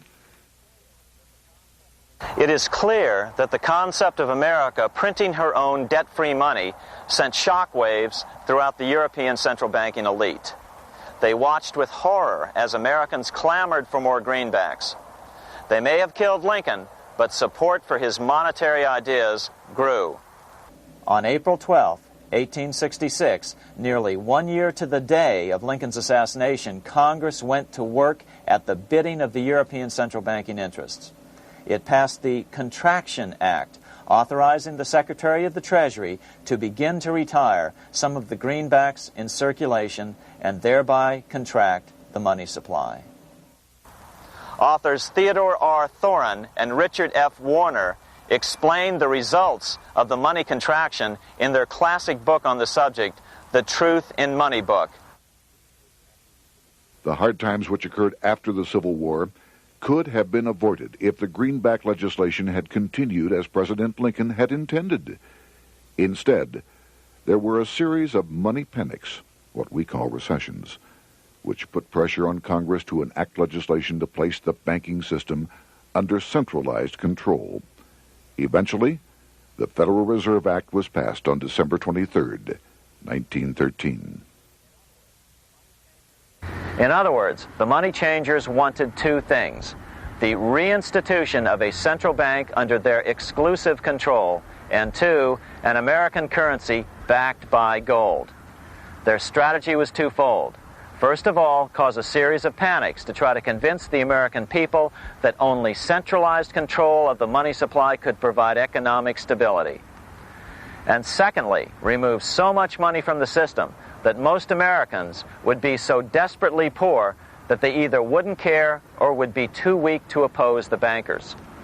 In 1866, there was $1.8 billion in currency in circulation in the United States, about $50.46 per capita. In 1867 alone, $500 million, $500 million, was removed from the U.S. money supply. 10 years later, in 1876, America's money supply was reduced to only $600 million. In other words, 2/3 of America's money had been called in by the bankers. Only $14.60 per capita remained in circulation. 10 years later, the money supply had been reduced to only $400 million, even though the population had boomed. The result was that only $6.67 per capita remained in circulation, a 760% loss in buying power over 20 years. Today, economists try to sell the idea that recessions and depressions are a natural part of something they call the business cycle. The truth is, our money supply is manipulated now just as it was before and after the Civil War. How did this happen? How did money become so scarce? Simple. Bank loans were called in and no new ones were given. In addition, silver coins were melted down. In 1872, a man named Ernest Sed was given 100,000 pounds, about $500,000, by the Bank of England and sent to America to bribe necessary congressmen to get silver demonetized. He was told that if that was not sufficient, to draw an additional 100,000 pounds or as much more as was necessary. The next year, Congress passed the Coinage Act of 1873, and the minting of silver dollars abruptly stopped. In fact, Representative Samuel Hooper, who introduced the bill in the House, acknowledged that Mr. Sed actually drafted the legislation. But it gets even worse than that. In 1874, Sed himself admitted who was behind the scheme. I went to America in the winter of 1872-73, authorized to secure, if I could, the passage of a bill demonetizing silver. It was in the interest of those I represented, the governors of the Bank of England, to have it done. By 1873, gold coins were the only form of coin money. But the contest over control of America's money was not yet over. Only 3 years later, in 1876, with 1/3 of America's workforce unemployed, the population was growing restless. People were clamoring for a return to the greenback money system of President Lincoln or a return to silver money, anything that would make money more plentiful. That year, Congress created the United States Silver Commission to study the problem. Their report clearly blamed the monetary contraction on the national bankers. The report is interesting because it compares the deliberate money contraction by the national bankers after the Civil War to the fall of the Roman Empire. The disaster of the Dark Ages was caused by decreasing money and falling prices. Without money, civilization could not have had a beginning, and with a diminishing supply, it must languish, and unless relieved, finally perish. At the Christian era, the metallic money of the Roman Empire amounted to $1,800,000,000. By the end of the 15th century, it had shrunk to less than $200 million. History records no other such disastrous transition as that from the Roman Empire to the Dark Ages.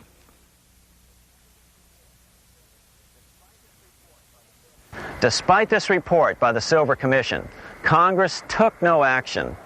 The next year, 1877, riots broke out from Pittsburgh to Chicago. The torches of starving vandals lit up the sky. The bankers huddled to decide what to do. They decided to hang on.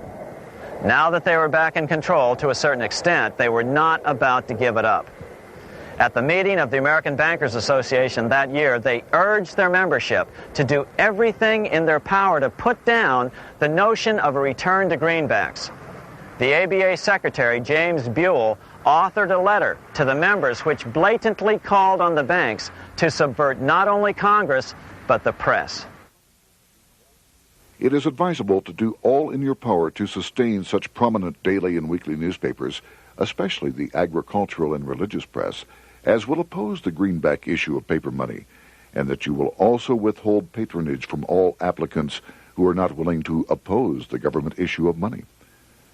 To repeal the act creating banknotes or to restore to circulation the government issue of money will be to provide the people with money and will therefore seriously affect our individual profits as bankers and lenders. See your congressman at once and engage him to support our interest that we may control legislation. As political pressure mounted in Congress for change, the press tried to turn the American people away from the truth. The New York Tribune put it this way on January 10th, 1878. "The capital of the country is organized at last, and we will see whether Congress will dare to fly in its face."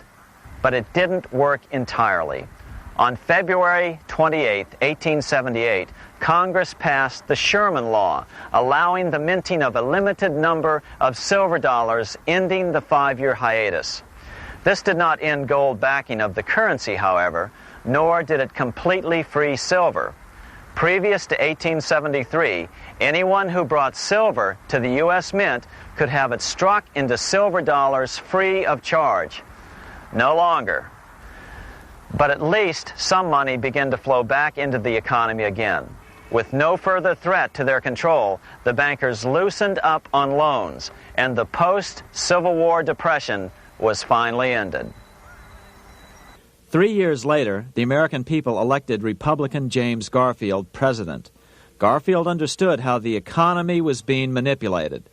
As a congressman, he had been chairman of the Appropriations Committee and was a member of Banking and Currency. After his inauguration, he slammed the money changers publicly in 1881.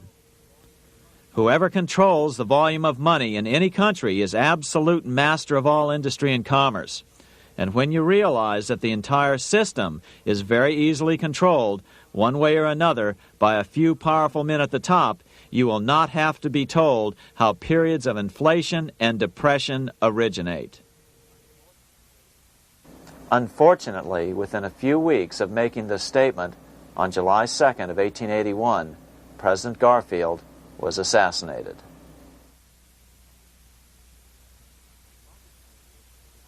The money changers were gathering strength fast. They began a periodic fleecing of the flock, as they called it, by creating economic booms followed by further depressions so they could buy up thousands of homes and farms for pennies on the dollar. In 1891, the money changers prepared to take the American economy down again, and their methods and motives were laid out with shocking clarity in a memo sent out by the American Bankers Association, the ABA, an organization in which most bankers were members. Notice that this memo called for bankers to create a depression on a certain date 3 years in the future. According to the Congressional Record, here's how it read in part. On September 1st, 1894, we will not renew our loans under any consideration. On September 1st, we will demand our money. We will foreclose and become mortgagees in possession. We can take 2/3 of the farms west of the Mississippi and thousands of them east of the Mississippi as well at our price. Then the farmers will become tenants, as in England. These depressions could be controlled because America was on the gold money standard. Since gold is scarce, it's one of the easiest commodities to manipulate. People wanted silver money legalized again so they could escape the stranglehold the money changers had on gold money. People wanted silver money reinstated, reversing Mr. Said's Act of 1873, by then called the Crime of 73. By 1896, the issue of more silver money had become the central issue in the presidential campaign. William Jennings Bryan, a senator from Nebraska, ran for president as a Democrat on the free silver issue. At the Democratic National Convention in Chicago, he made an emotional speech which won him the nomination entitled Crown of Thorns and Cross of Gold. Though Bryan was only 36 years old at the time, this speech is widely regarded as the most famous oration ever made before a political convention. In the dramatic conclusion, Bryan said, "We will answer their demand for a gold standard by saying to them, you shall not press down upon the brow of labor this crown of thorns. You shall not crucify mankind upon a cross of gold." The bankers lavishly supported the Republican candidate, William McKinley, who favored the gold standard. The resulting contest was amongst the most fiercely contested presidential races in American history. Bryan made over 600 speeches in 27 states. The McKinley campaign got manufacturers and industrialists to inform their employees that if Bryan were elected, all factories and plants would close and there would be no work. The ruse succeeded. McKinley beat Bryan by a small margin. Bryan ran for president again in 1900 and in 1908, but fell short each time. During the 1912 Democratic Convention, Bryan was a powerful figure who helped Woodrow Wilson win the nomination.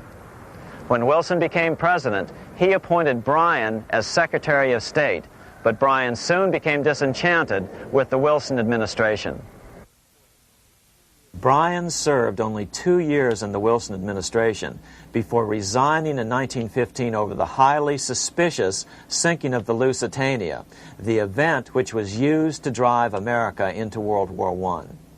Although William Jennings Bryan never gained the presidency, his efforts delayed the money changers for 17 years from attaining their next goal, a new, privately owned central bank for America.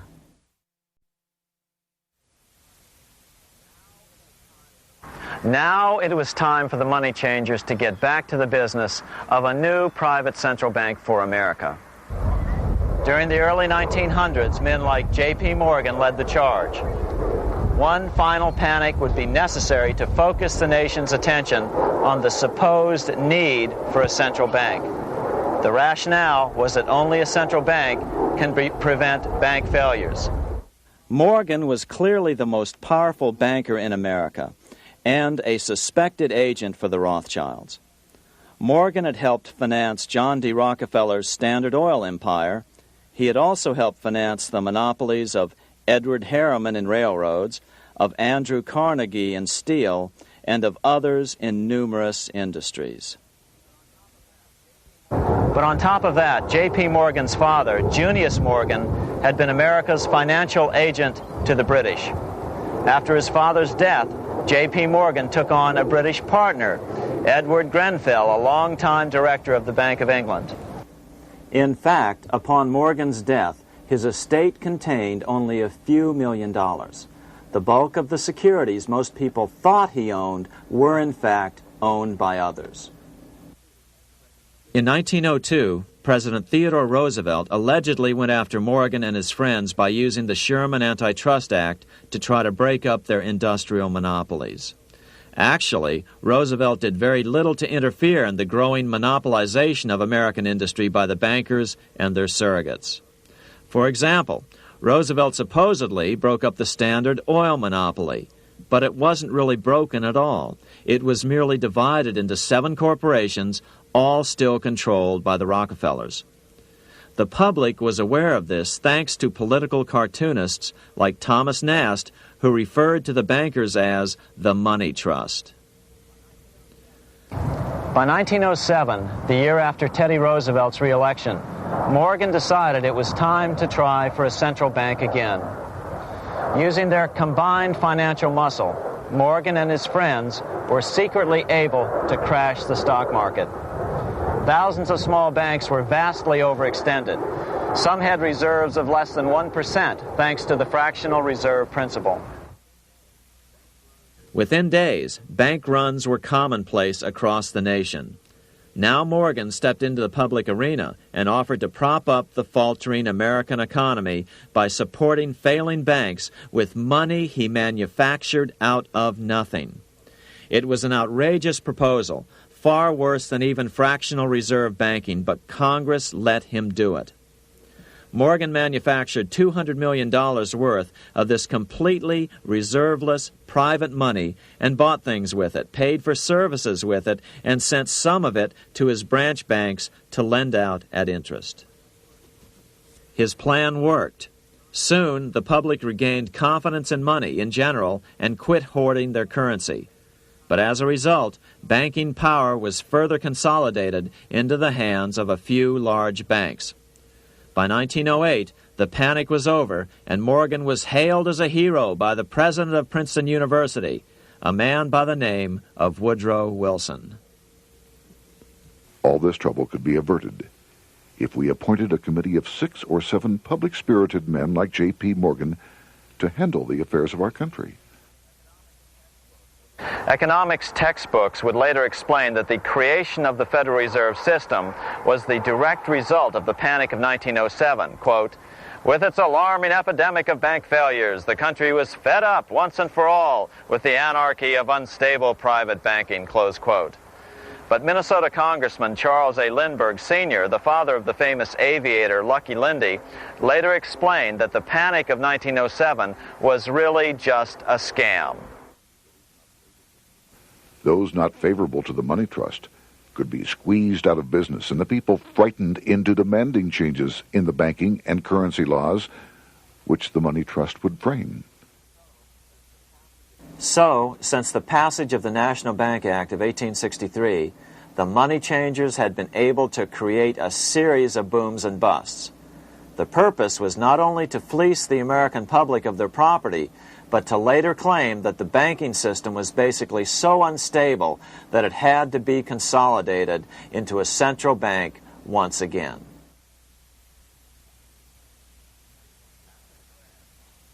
After the crash, Teddy Roosevelt, in response to the Panic of 1907, signed into law a bill creating something called the National Monetary Commission. The commission was to study the banking problem and make recommendations to Congress.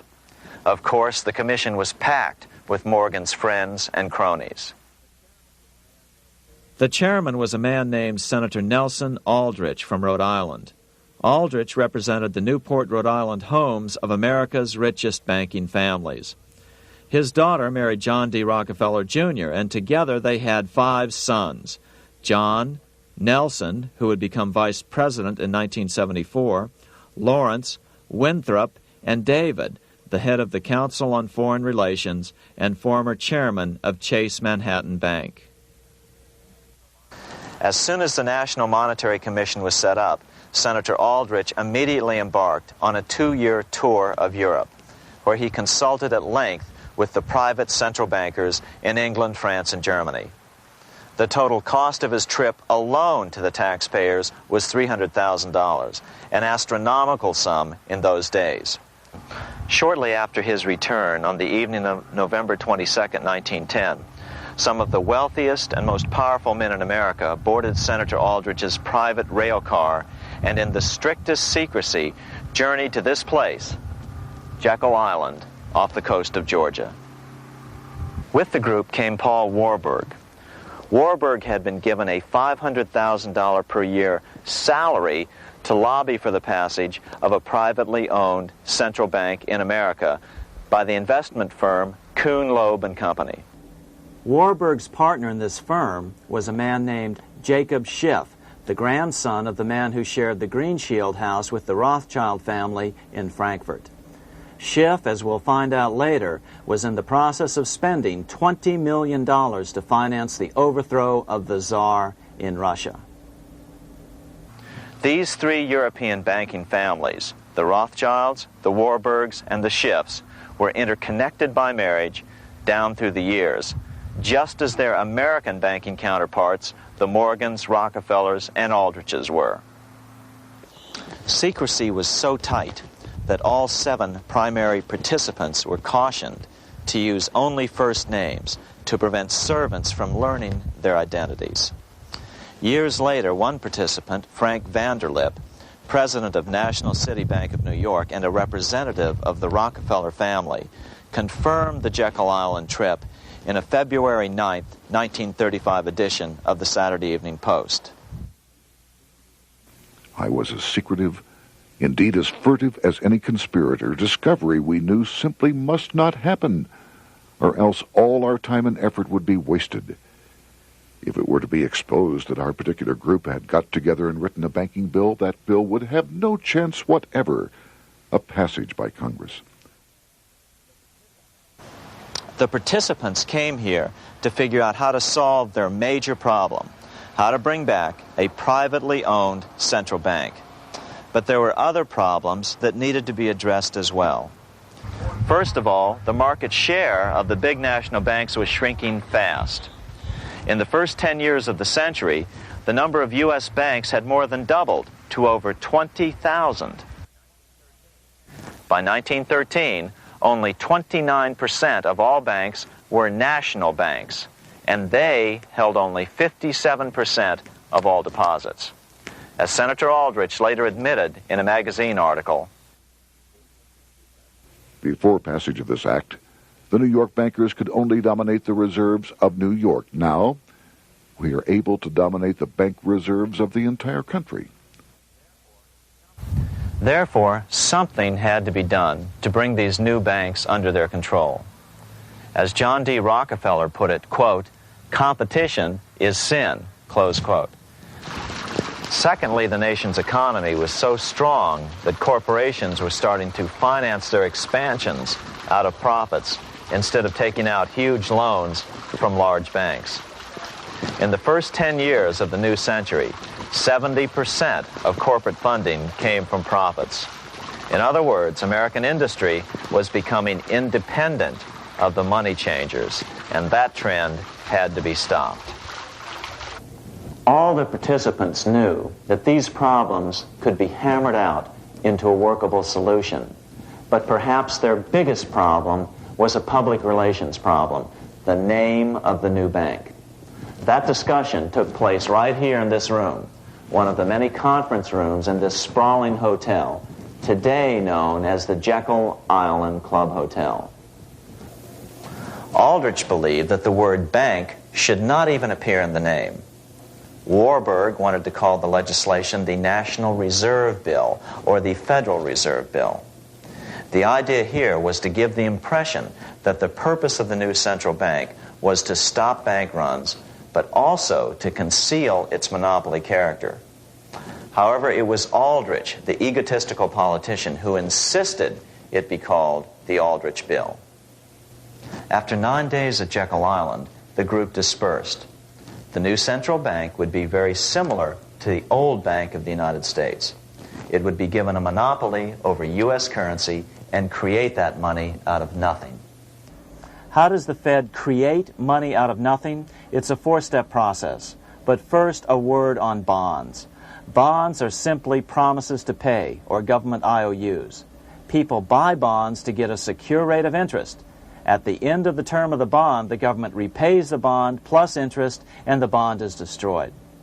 There are about $3.6 trillion worth of these loans or bonds at present. Now here's the Fed money-making process. Step 1. The Federal Open Market Committee approves the purchase of U.S. bonds on the open market. Step 2.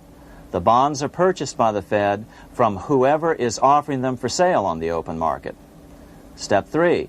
The Fed pays for the bonds with electronic credits to the seller's bank, which in turn credits the seller's bank account.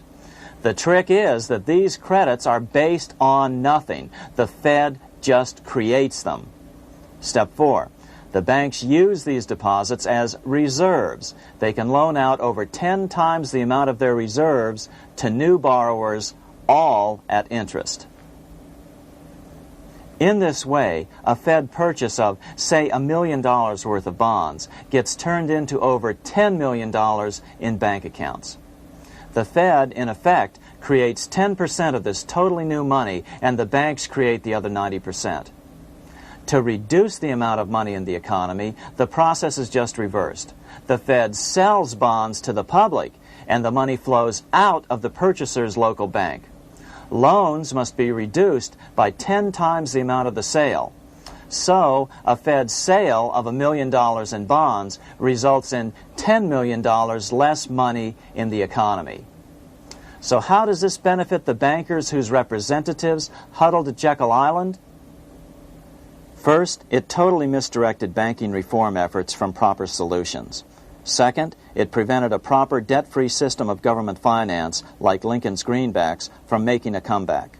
The bond-based system of government finance forced on Lincoln after he created greenbacks was now cast in stone. Third, it delegated to the bankers the right to create 90% of our money supply based on only fractional reserves, which they then loan out at interest. Fourth, it centralized overall control of our nation's money supply in the hands of a few men. Fifth, it established a central bank with a high degree of independence from effective political control. Soon after its creation, the Fed's great contraction in the early 1930s would cause the Great Depression. This independence has been enhanced since then through additional laws. In order to fool the public into thinking the government retained control, the plan called for the Fed to be run by a board of governors appointed by the President and approved by the Senate. But all the bankers had to do was to be sure their men got appointed to the board of governors. That wasn't hard. Bankers have money, and money buys influence over politicians. Once the participants left Jekyll Island, the public relations blitz was on. The big New York banks put together an educational fund of $5 million to finance professors at respected universities to endorse the new bank. Woodrow Wilson at Princeton was one of the first to jump on the bandwagon. But the bankers' subterfuge didn't work. The Aldrich Bill was quickly identified as the Bankers' Bill, a bill to benefit only what became known as the money trust. As Congressman Lindbergh put it during the congressional debate, the Aldrich Plan is the Wall Street Plan. It means another panic, if necessary, to intimidate the people. Aldrich, paid by the government to represent the people, proposes a plan for the trusts instead. Seeing they didn't have the votes to win in Congress, the Republican leadership never brought the Aldrich Bill to a vote. The bankers quietly decided to move to Track 2, the Democratic alternative. They began financing Woodrow Wilson as the Democratic nominee. As respected historian James Perloff put it, Wall Street financier Bernard Baruch was put in charge of Wilson's education. Baruch brought Wilson to the Democratic Party headquarters in New York in 1912, leading him like one would a poodle on a string. Wilson received an indoctrination course from the leaders convened there. So now the stage was set. The money changers were poised to install their privately owned central bank once again. The damage President Andrew Jackson had done 76 years earlier had been only partly repaired with the passage of the National Bank Act during the Civil War. Since then, the battle had raged on across the decades. The Jacksonians became the Greenbackers, who became the hardcore supporters of William Jennings Bryan.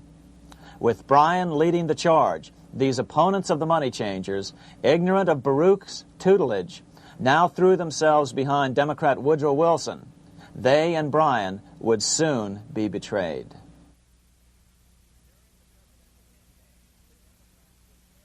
During the presidential campaign, the Democrats were careful to pretend to oppose the Aldrich bill.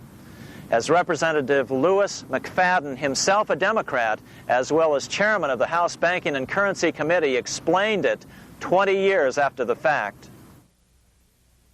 The Aldrich bill was condemned in the platform.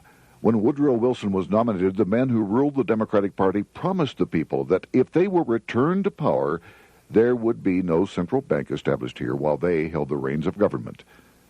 13 months later, that promise was broken, and the Wilson administration, under the tutelage of those sinister Wall Street figures who stood behind Colonel House, established here in our free country the worm-eaten, monarchical institution of the King's Bank, to control us from the top downward and to shackle us from the cradle to the grave. Once Wilson was elected, Morgan, Warburg, Baruch, and company advanced a new plan, which Warburg named the Federal Reserve System. The Democratic leadership hailed the new bill, called the Glass-Owen Bill, as something radically different from the Aldrich Bill. But in fact, the bill was virtually identical in every important detail. In fact, so vehement were the Democratic denials of similarity that Paul Warburg, the father of both bills, had to step in to reassure his paid friends in Congress that the two bills were virtually identical. Brushing aside the external differences affecting the shells, we find the kernels of the two systems very closely resembling and related to one another. But that admission was for private consumption only. Publicly, the money trust trotted out Senator Aldrich and Frank Vanderlip, the president of Rockefeller's National City Bank of New York and one of the Jekyll Island Seven, to oppose the new Federal Reserve System.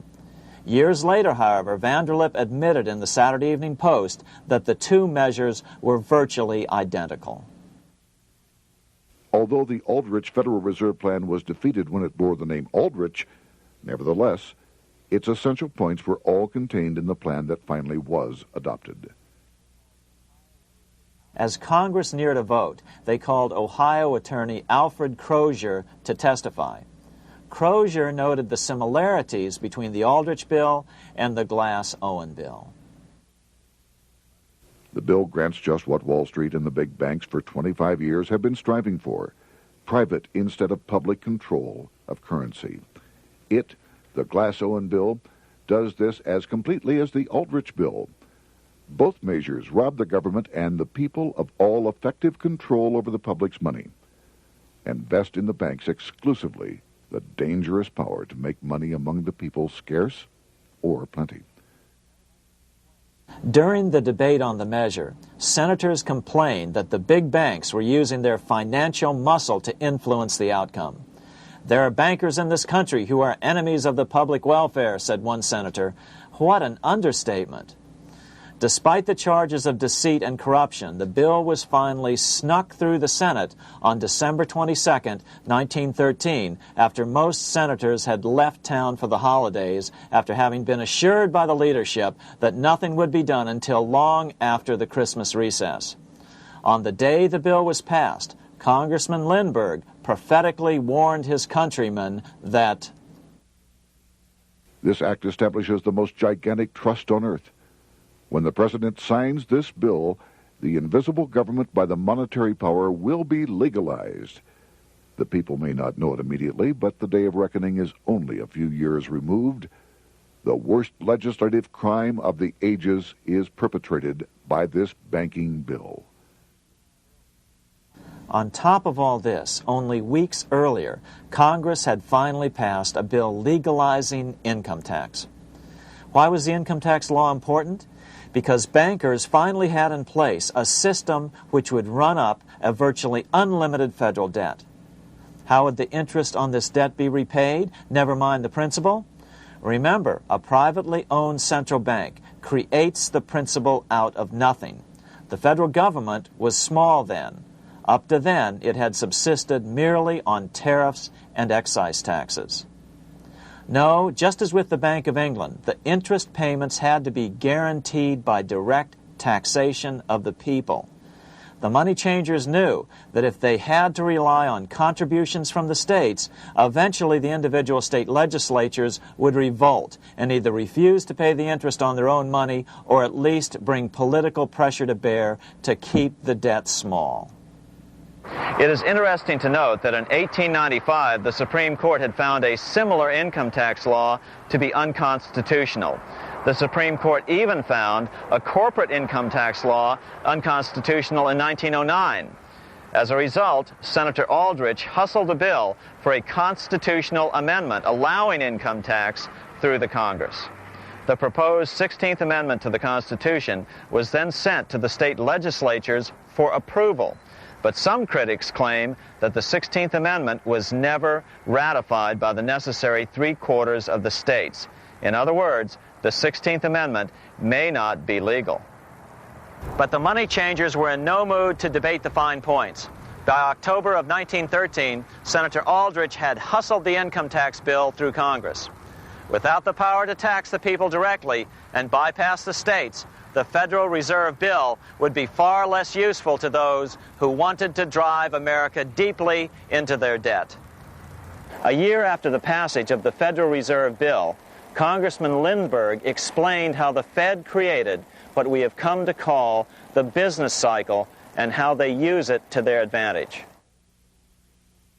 To cause high prices, all the Federal Reserve Board will do will be to lower the rediscount rate, producing an expansion of credit and a rising stock market. Then, when businessmen are adjusted to these conditions, it can check prosperity in mid-career by arbitrarily raising the rate of interest. It can cause the pendulum of a rising and falling market to swing gently back and forth by slight changes in the discount rate, or cause violent fluctuations by a greater rate variation. And in either case, it will possess inside information as to financial conditions and advanced knowledge of the coming change, either up or down. This is the strangest, most dangerous advantage ever placed in the hands of a special privileged class by any government that ever existed. The system is private, conducted for the sole purpose of obtaining the greatest possible profits from the use of other people's money. They know in advance when to create panics to their advantage. They also know when to stop panic. Inflation and deflation work equally well for them when they control finance. Congressman Lindbergh was correct on all points. What he didn't realize was that most European nations had already fallen prey to the central bankers decades or centuries earlier. But he also mentions the interesting fact that only 1 year later the Fed had cornered the market in gold. This is how he put it, quote, "Already the Federal Reserve banks have cornered the gold and gold certificates," close quote. But Congressman Lindbergh was not the only critic of the Fed. Congressman Lewis McFadden, the chairman of the House Banking and Currency Committee from 1920 to 1931, remarked that the Federal Reserve Act brought about a superstate controlled by international bankers and international industrialists acting together to enslave the world for their own pleasure. Notice how McFadden saw the international character of the stockholders of the Federal Reserve. Another chairman of the House Banking and Currency Committee in the 1960s, Wright Patman from Texas, put it this way. In the United States today, we have in effect two governments. We have the duly constituted government, then we have an independent, uncontrolled, and uncoordinated government in the Federal Reserve System, operating the money powers which are reserved to Congress by the Constitution. Even the inventor of the electric light, Thomas Edison, joined the fray in criticizing the system of the Federal Reserve. If our nation can issue a dollar bond, it can issue a dollar bill. The element that makes the bond good makes the bill good also. The difference between the bond and the bill is the bond lets money brokers collect twice the amount of the bond and an additional 20%, whereas the currency pays nobody but those who contribute directly in some useful way. It is absurd to say that our country can issue $30 million in bonds and not $30 million in currency. Both are promises to pay, but one promise fattens the usurers, and the other helps the people. 3 years after the passage of the Federal Reserve Act, even President Wilson began to have second thoughts about what had been unleashed during his first term in office. We have come to be one of the worst ruled, one of the most completely controlled governments in the civilized world, no longer a government of free opinion, no longer a government by a vote of the majority, but a government by the opinion and duress of a small group of dominant men. Some of the biggest men in the United States in the field of commerce and manufacture are afraid of something.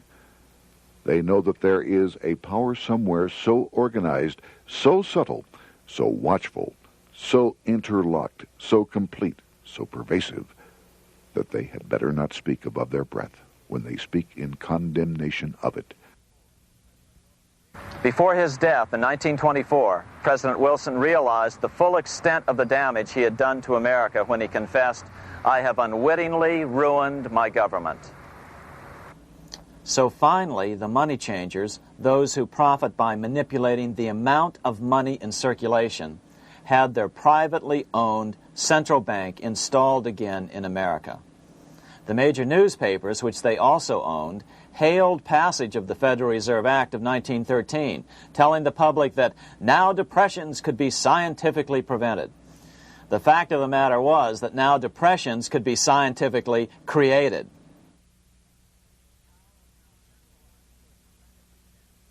Power was now centralized to a tremendous extent.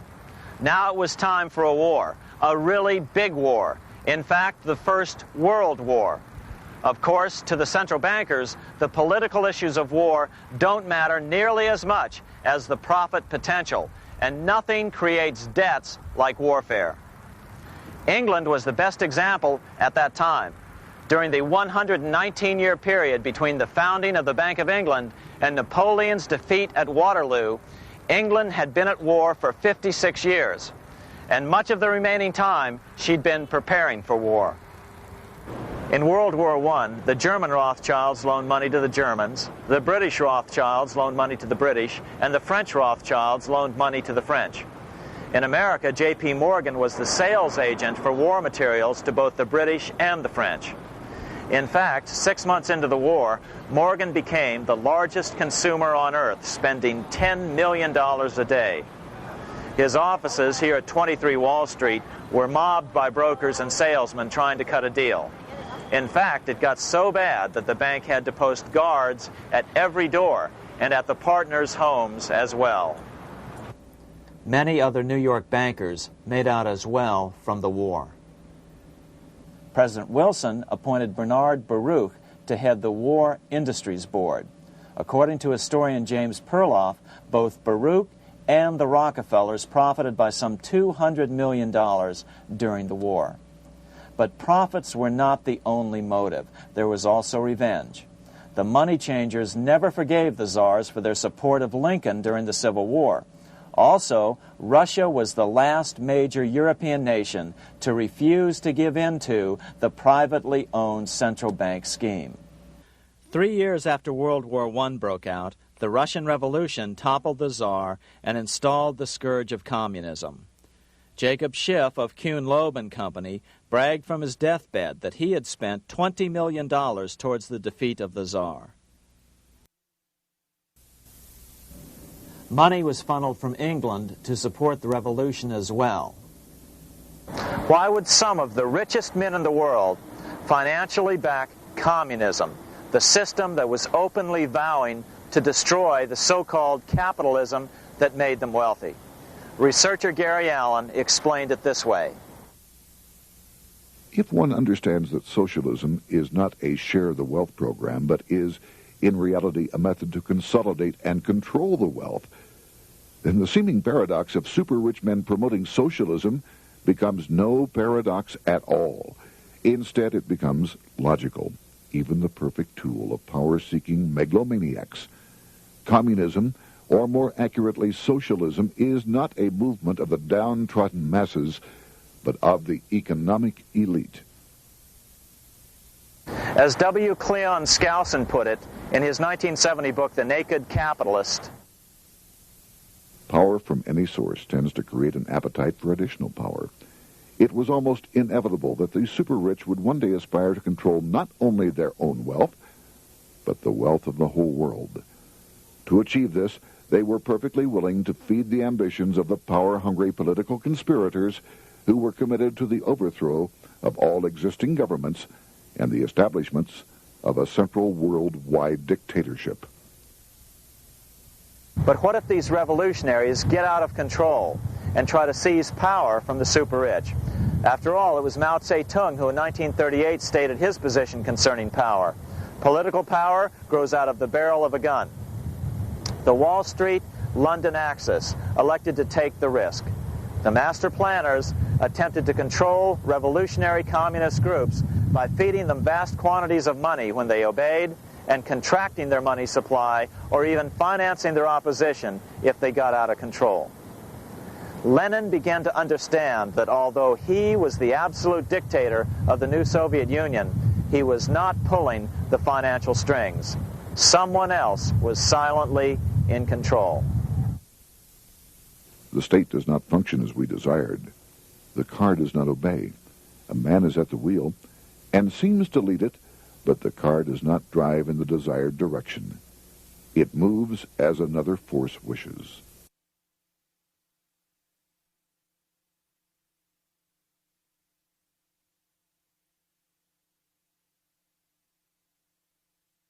Who is behind it? Representative Louis T. McFadden, the chairman of the House Banking and Currency Committee throughout the 1920s and into the Great Depression years of the 1930s, explained it this way.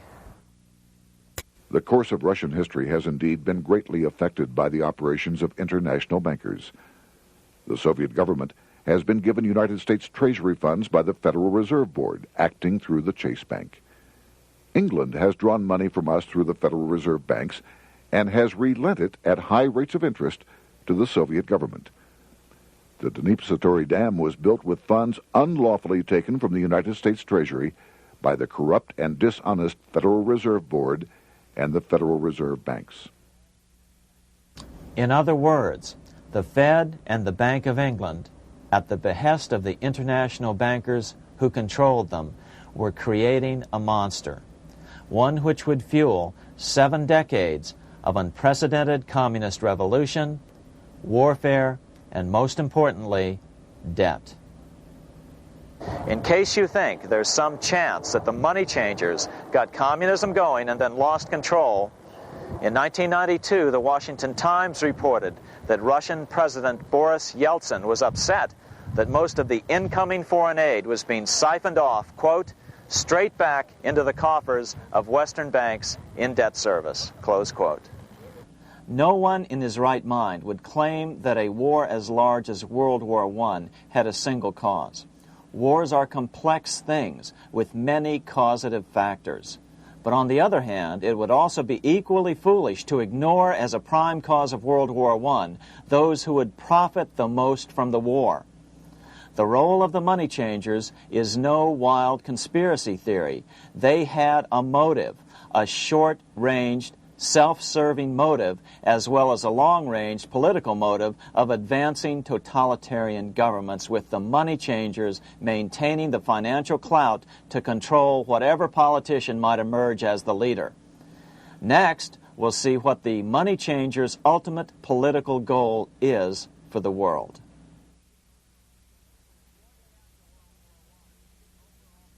Shortly after World War I, the overall political agenda of the money changers began to be clear. Now that they controlled national economies individually, the next step was the ultimate form of consolidation, world government. The new world government proposal was given top priority at the Paris Peace Conference after World War I.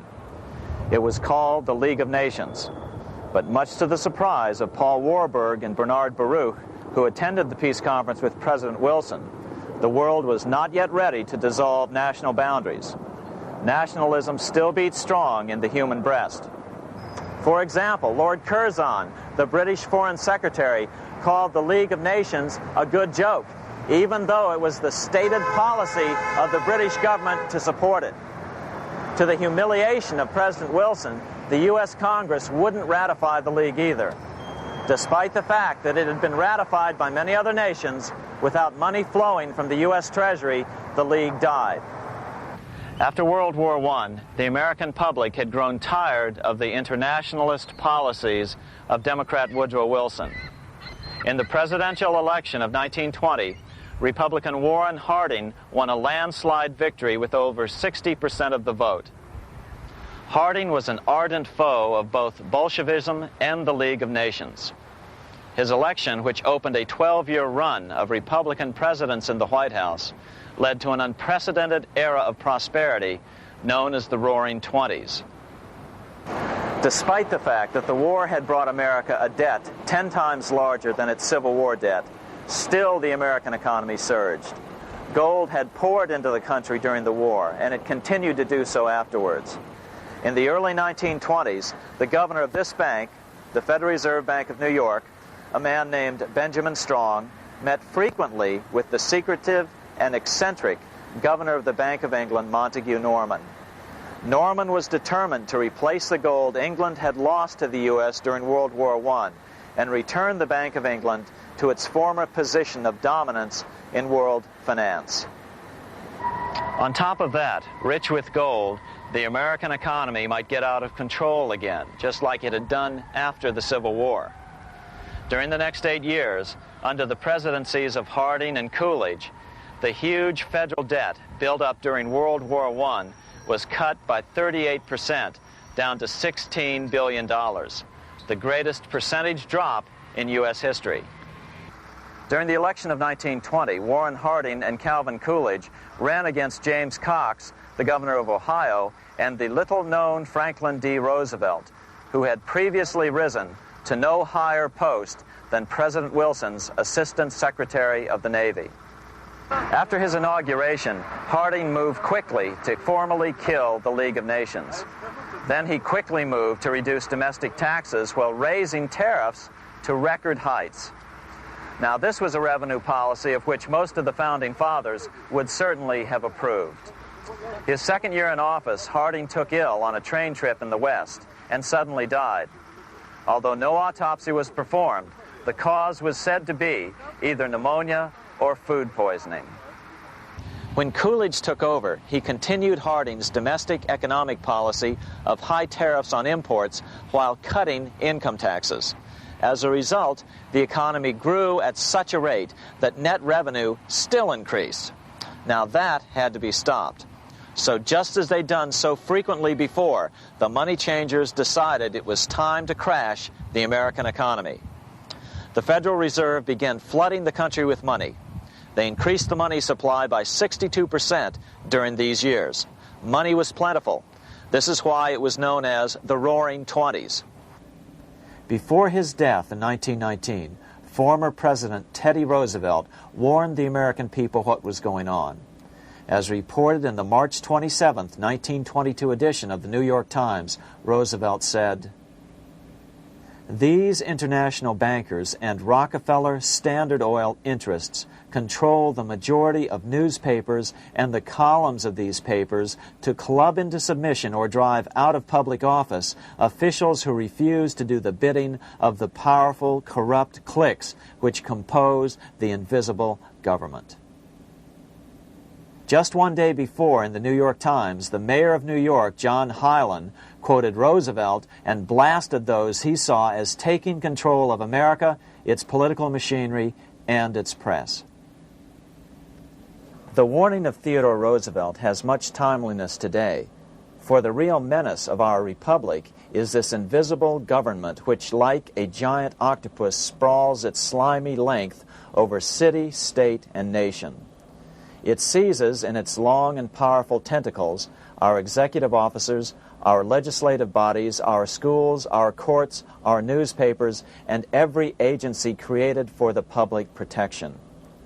To depart from mere generalizations, let me say that at the head of this octopus are the Rockefeller Standard Oil interest and a small group of powerful banking houses generally referred to as the international bankers. The little coterie of powerful international bankers virtually run the United States government for their own selfish purposes. They practically control both parties, write political platforms, make cat's paws of party leaders, use the leading men of private organizations, and resort to every device to place in nomination for high public office only such candidates as will be amenable to the dictates of corrupt big business. These international bankers and Rockefeller Standard Oil interests control the majority of newspapers and magazines in this country. Why didn't people listen to such strong warnings and demand that Congress reverse its 1913 passage of the Federal Reserve Act? Because remember, it was the 1920s. A steady increase in bank loans contributed to a rising market. In other words, just as it is today, in times of prosperity, no one wants to worry about economic issues. But there was a dark side to all this prosperity. Businesses expanded and became strung out on credit. Speculation in the booming stock market became rampant.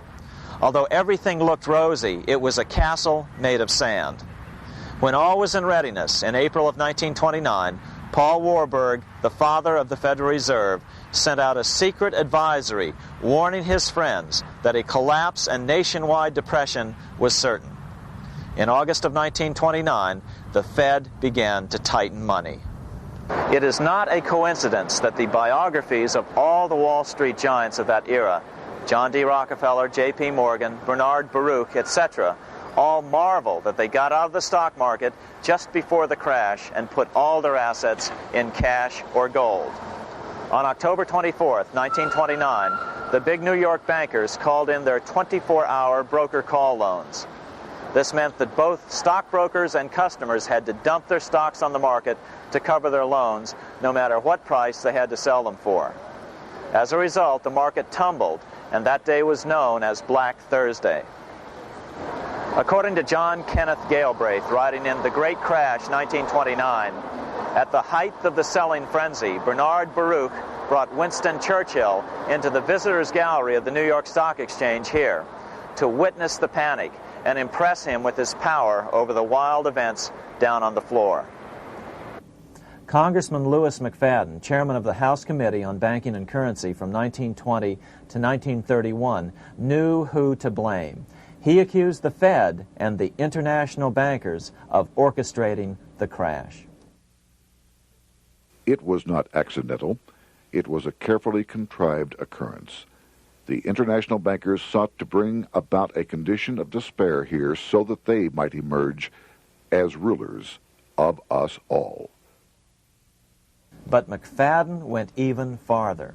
He openly accused them of causing the crash in order to steal America's gold.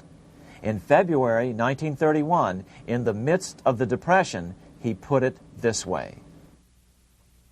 I think it can hardly be disputed that the statesmen and financiers of Europe are ready to take almost any means to reacquire rapidly the gold stock which Europe lost to America as the result of World War I.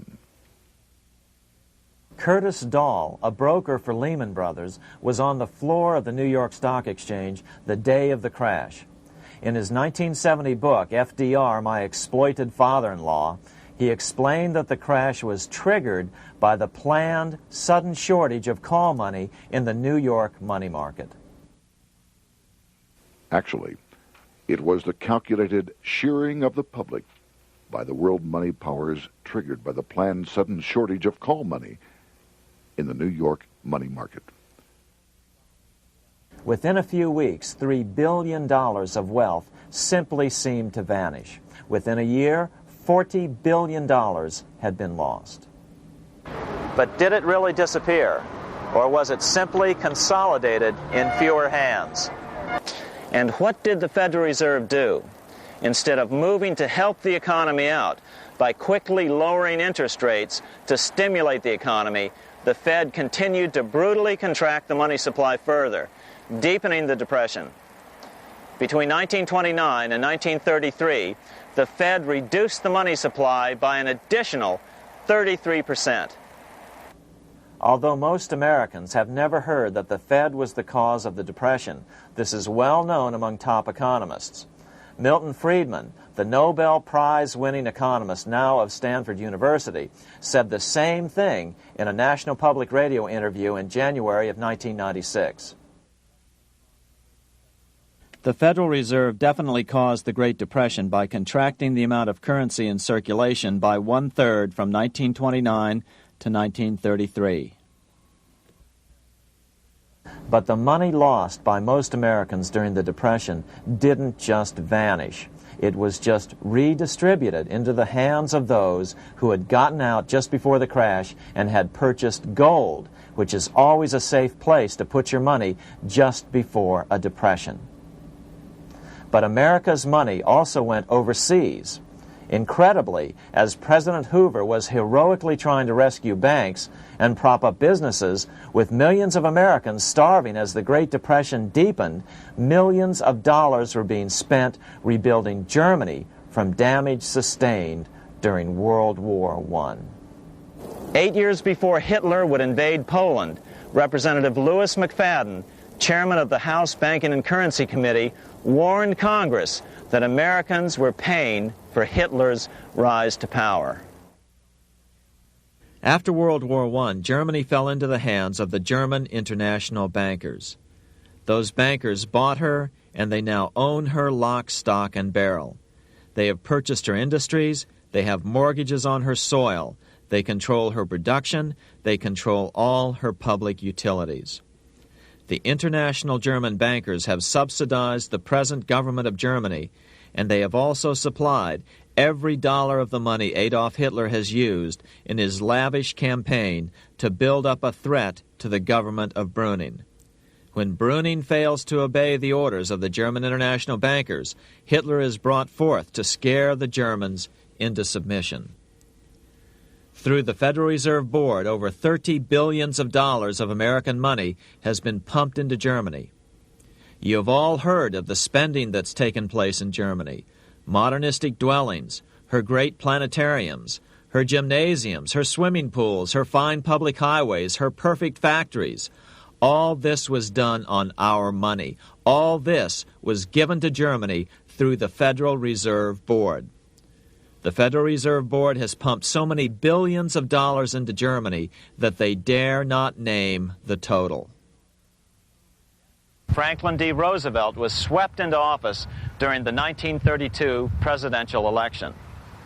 Once Roosevelt was in office, however, sweeping emergency banking measures were immediately announced, which did nothing but increase the Fed's power over the money supply. Then, and only then, did the Fed finally begin to loosen the purse strings and feed new money out to the starving American people. At first, Roosevelt railed against the money changers as being the cause of the Depression. Believe it or not, this is what he said on March 4th, 1933, in his inaugural address. Practices of the unscrupulous money changers stand indicted in the court of public opinion, rejected by the hearts and minds of men. The money changers have fled from their high seats in the temple of our civilization. But 2 days later, Roosevelt declared a bank holiday and closed all banks. Later that year, Roosevelt outlawed private ownership of all gold bullion and all gold coins with the exception of rare coins.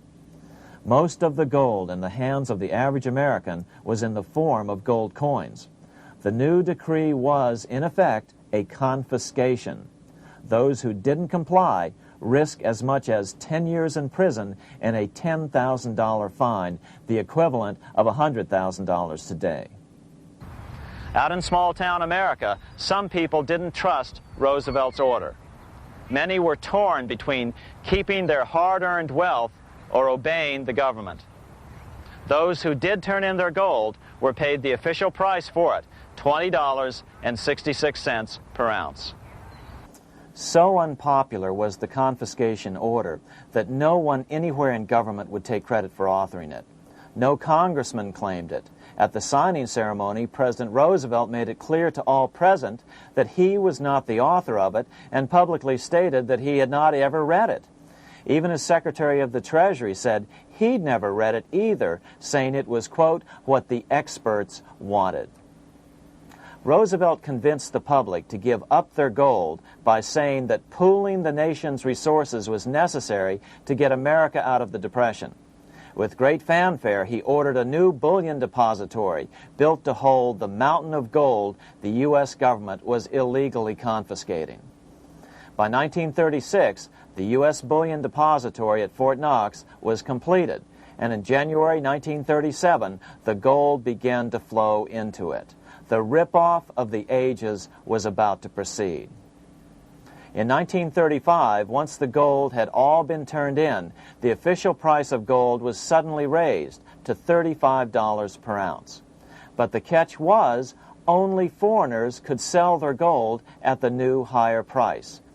The money changers who had heeded Warburg's note and gotten out of the stock market just before the crash and bought gold at $20.66 per ounce, then shipped it to London, could now bring it back and sell it back to the government, nearly doubling their money while the average American starved.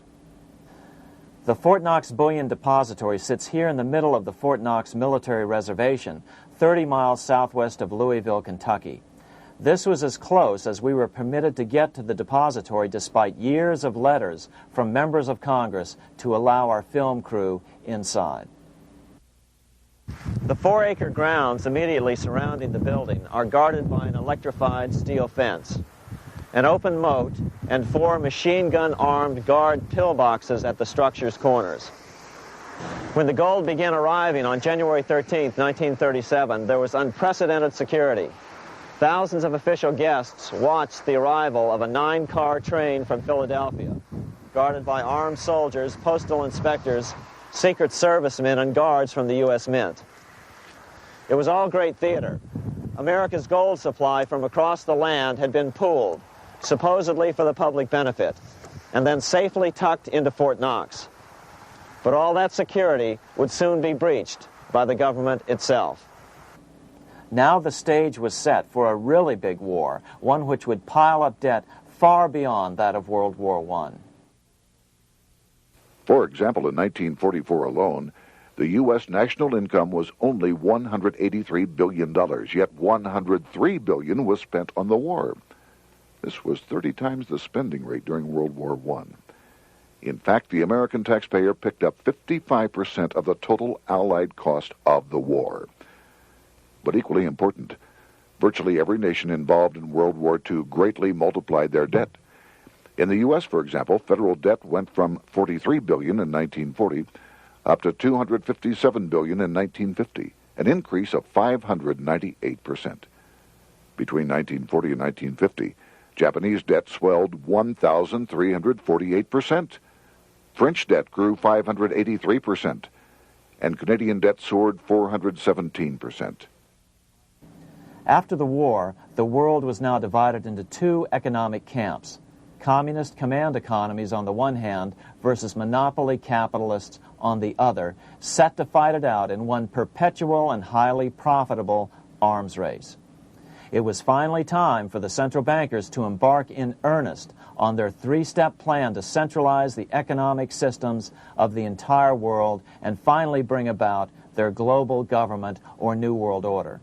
The phases of this plan were: Step 1, central bank domination of national economies worldwide. Step 2, centralize regional economies through organizations such as the European Monetary Union and regional trade unions such as NAFTA. Step 3, centralize the world economy through a world central bank, a world money, and ending national independence through abolition of all tariffs by treaties like GATT. Step 1 was completed long ago. Steps 2 and 3 are far advanced, nearing completion. What about gold? Among central banks, the largest holder of gold is now the IMF. It and central banks now control 2/3 of the world's gold supply, giving them the ability to manipulate the gold market. Remember the money changer's golden rule: he who has the gold makes the rules. But before we get into solutions to our problem, let's take a look at what happened to all that gold in Fort Knox. Because if we don't understand that the gold has been stolen, we'll allow ourselves to be stampeded into the wrong solution, a gold-backed currency. Most Americans still believe that the gold is still here at Fort Knox. At the end of World War II, Fort Knox contained over 700 million ounces of gold, an incredible 70% of all the gold in the world. How much remains? No one knows. Despite the fact that federal law requires an annual physical audit of Fort Knox gold, the Treasury has consistently refused to conduct one. The truth is that a reliable audit of whatever remains here has not been conducted since President Eisenhower ordered one in 1953. Where did America's gold in Fort Knox go? Over the years, it was sold off to European money changers at the $35 per ounce price. Remember, this was during a time when it was illegal for Americans to buy any of their own gold from Fort Knox. In fact, there was a very infamous case where the Firestone family set up a string of dummy corporations to purchase Fort Knox gold and keep it in Switzerland, never hitting U.S. shores. They were eventually caught, however, and successfully prosecuted. Finally, by 1971, all the pure gold had been secretly removed from Fort Knox, drained back to London.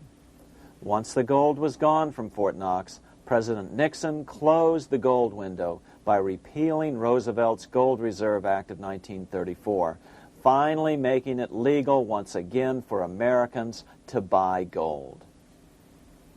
Naturally, gold prices immediately began to soar. 9 years later, gold sold for $880 per ounce, 25 times what the gold in Fort Knox was sold for. One would think that eventually someone in the government would get wind of what was happening and blow the whistle. The largest fortune in the history of the world stolen. Shades of the old James Bond film, Goldfinger.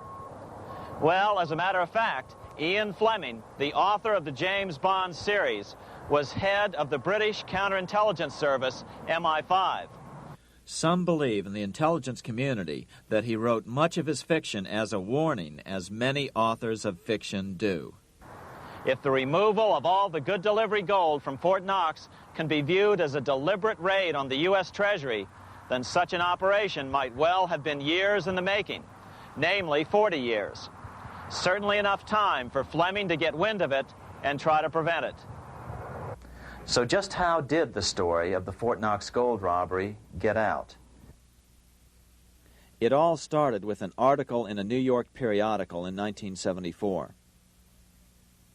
The article charged that the Rockefeller family was manipulating the Federal Reserve to sell off Fort Knox gold at bargain basement prices to anonymous European speculators. 3 days later, the anonymous source of the story, Louise Auchincloss Boyer, mysteriously fell to her death from the window of her 10th floor apartment in New York. How would Mrs. Boyer have known of the Rockefeller connection to the Fort Knox gold heist? She was the longtime secretary of Nelson Rockefeller. For the next 14 years, this man, Ed Durrell, a wealthy Ohio industrialist, devoted himself to a quest for the truth concerning the Fort Knox gold. He wrote thousands of letters to over 1,000 government and banking officials, trying to find out how much gold was really left and where the rest of it had gone. Edith Roosevelt, the granddaughter of President Teddy Roosevelt, questioned the actions of the government in a March 1975 edition of the New Hampshire Sunday News. Allegations of missing gold from our Fort Knox vaults are being widely discussed in European financial circles. But what is puzzling is that the administration is not hastening to demonstrate conclusively that there is no cause for concern over our gold treasure, if indeed it is in a position to do so. Unfortunately, Ed Durrell never did accomplish his primary goal, a full audit of the gold reserves in Fort Knox. It's incredible that the world's greatest treasure has had little accounting or auditing. This gold belonged to the American people, not the Federal Reserve and their foreign owners. One thing is certain, the government could blow all of this speculation away in a few days with a well-publicized audit under the searing lights of media cameras. it has chosen not to do so. One must conclude that they are afraid of the truth such an audit would reveal. What is the government so afraid of? Here's the answer. When President Ronald Reagan took office in 1981, his conservative friends urged him to study the feasibility of returning to a gold standard as the only way to curb government spending. It sounded like a reasonable alternative, so President Reagan appointed a group of men called the Gold Commission to study the situation and report back to Congress. What Reagan's Gold Commission reported back to Congress in 1982 was the following shocking revelation concerning gold. The U.S. Treasury owned no gold at all. All the gold that was left in Fort Knox was now owned by the Federal Reserve, a group of private bankers, as collateral against the national debt. The truth of the matter is that never before has so much money been stolen from the hands of the general public and put into the hands of a small group of private investors, the money changers.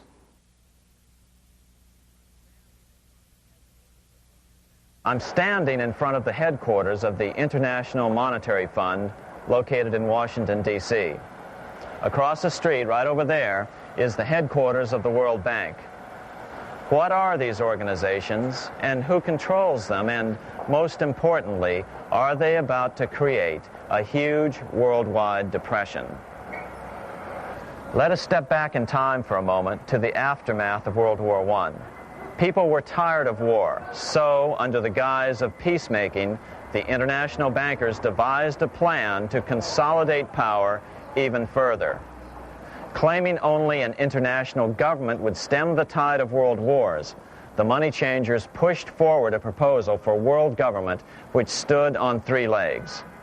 A world central bank to be called the Bank of International Settlements, a world judiciary to be called the World Court located in The Hague, the Netherlands, and a world executive and legislature to be called the League of Nations. As President Clinton's mentor, Georgetown historian Carroll Quigley wrote in his 1966 book, Tragedy and Hope, the powers of financial capitalism had a far-reaching plan, nothing less than to create a world system of financial control in private hands, able to dominate the political system of each country and the economy of the world as a whole. This system was to be controlled in a feudalistic fashion by the central banks of the world, acting in concert by secret agreements arrived at in frequent meetings and conferences. The apex of the system was to be the Bank for International Settlements in Bâle, Switzerland, a private bank owned and controlled by the world central banks, which were themselves private corporations. Each central bank sought to dominate its government by its ability to control treasury loans, to manipulate foreign exchanges, to influence the level of economic activity in the country, and to influence cooperative politicians by subsequent economic rewards in the business world. Despite intense pressure from the international bankers and the press, a handful of U.S. senators, led by Senator Henry Cabot Lodge, kept the U.S. out of these schemes. Without U.S. participation, the League was doomed. Incredibly, even though the U.S. rejected the World Central Bank, the BIS, the New York Federal Reserve ignored its government and arrogantly sent representatives to Switzerland to participate in the central bankers' meeting right up until 1994, when the U.S. was finally officially dragged into it.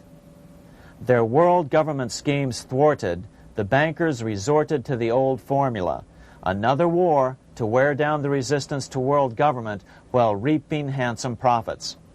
To this end, Wall Street helped resurrect Germany through the Thyssen banks, which were affiliated with the Harriman interest in New York, just as the Chase Bank had assisted in the financing of the Bolshevik Revolution in Russia during World War I. Chase Bank was controlled by the Rockefeller family. Subsequently, it was merged with Warburg's Manhattan Bank to form the Chase Manhattan Bank. Now this has merged with Chemical Bank of New York, making it the largest Wall Street bank. Their strategy worked. Even before World War II was over, world government was back on track. In 1944, at Bretton Woods, New Hampshire, the International Monetary Fund and the World Bank were approved with full U.S. participation. The Second League of Nations, renamed the United Nations, was approved in 1945. Soon, a new international court system was functioning as well. All effective opposition to these international bodies before the war had evaporated in the heat of war, just as planned. These new organizations simply repeated on a world scale what the National Banking Act of 1864 and the Federal Reserve Act of 1913 had established in the U.S. They created a banking cartel composed of the world's central banks, which gradually assumed the power to dictate credit policies to the banks of all the nations. For example, just as the Federal Reserve Act authorized the creation of a new national fiat currency called Federal Reserve Notes, the IMF has been given the authority to issue a world fiat money called Special Drawing Rights, or SDRs. To date, the IMF has created in excess of $30 billion worth of SDRs. Member nations are being pressured to make their currencies fully exchangeable for SDRs. In 1968, Congress approved laws authorizing the Fed to accept SDRs as reserves in the U.S. and to issue Federal Reserve notes in exchange for SDRs. What does that mean? It means that in the U.S., SDRs are already a part of our lawful money. And what about gold? SDRs are already partially backed by gold.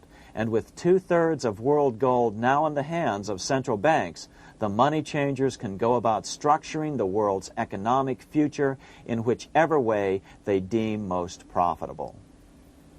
Keep in mind, just as the Fed is controlled by its Board of Governors, the IMF is controlled by its Board of Governors, which are either the heads of the different central banks or the heads of the various national treasury departments dominated by their central banks.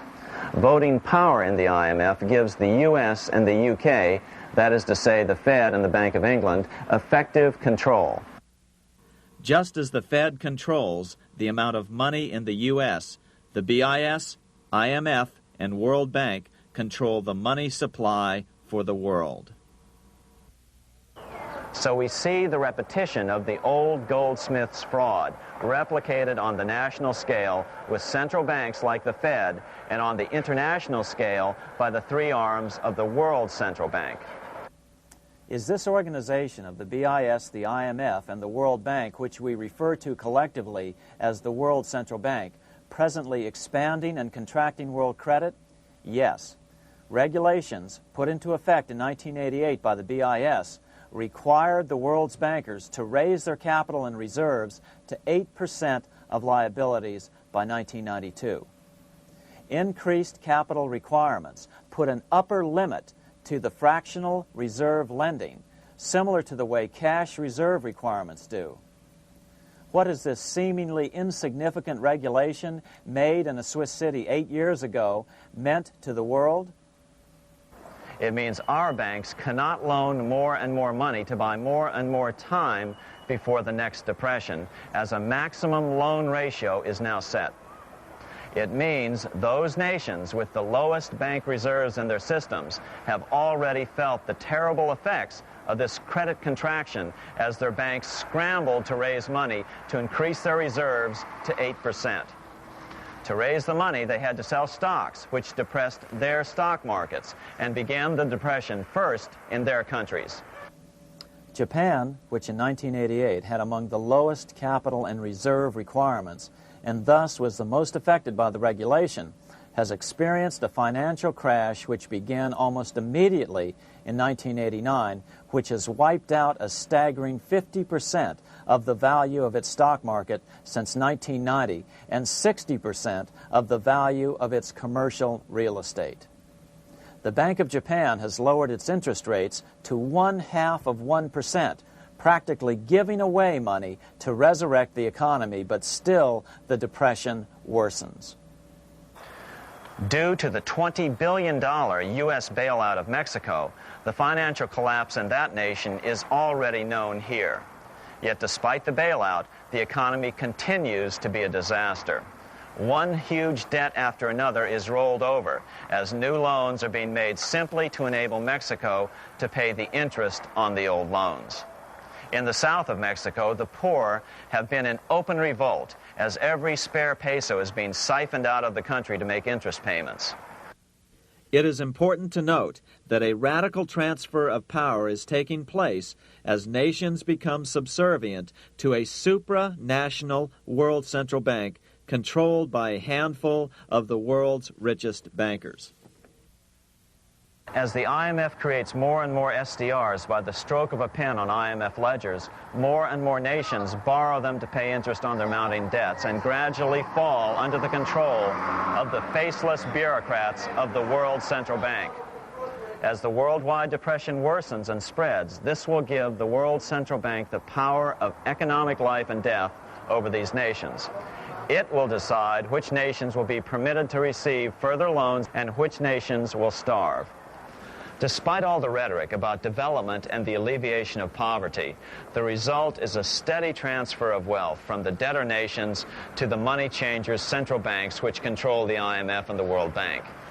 For example, in 1992, the Third World debtor nations, which borrowed from the World Bank, paid $198 million more to the central banks of the developed nations for World Bank-funded purposes than they received from the World Bank. All this increases their permanent debt in exchange for temporary relief of poverty caused by prior borrowings. Already, these repayments exceed the amount of the new loans. By 1992, Africa's external debt had reached $290 billion, 2.5 times greater than in 1980, resulting in skyrocketing infant mortality rates and unemployment, deterioration of schools, housing, and the general health of the people. The entire world faces the immeasurable suffering already destroying the Third World and now Japan, all for the benefit of the money changers. As one prominent Brazilian politician put it, "The Third World War has already started. It is a silent war, not for that reason any less sinister. The war is tearing down Brazil, Latin America, and practically all the Third World. Instead of soldiers dying, there are children. It is a war over the Third World debt, one which has as its main weapon interest, a weapon more deadly than the atom bomb, more shattering than a laser beam."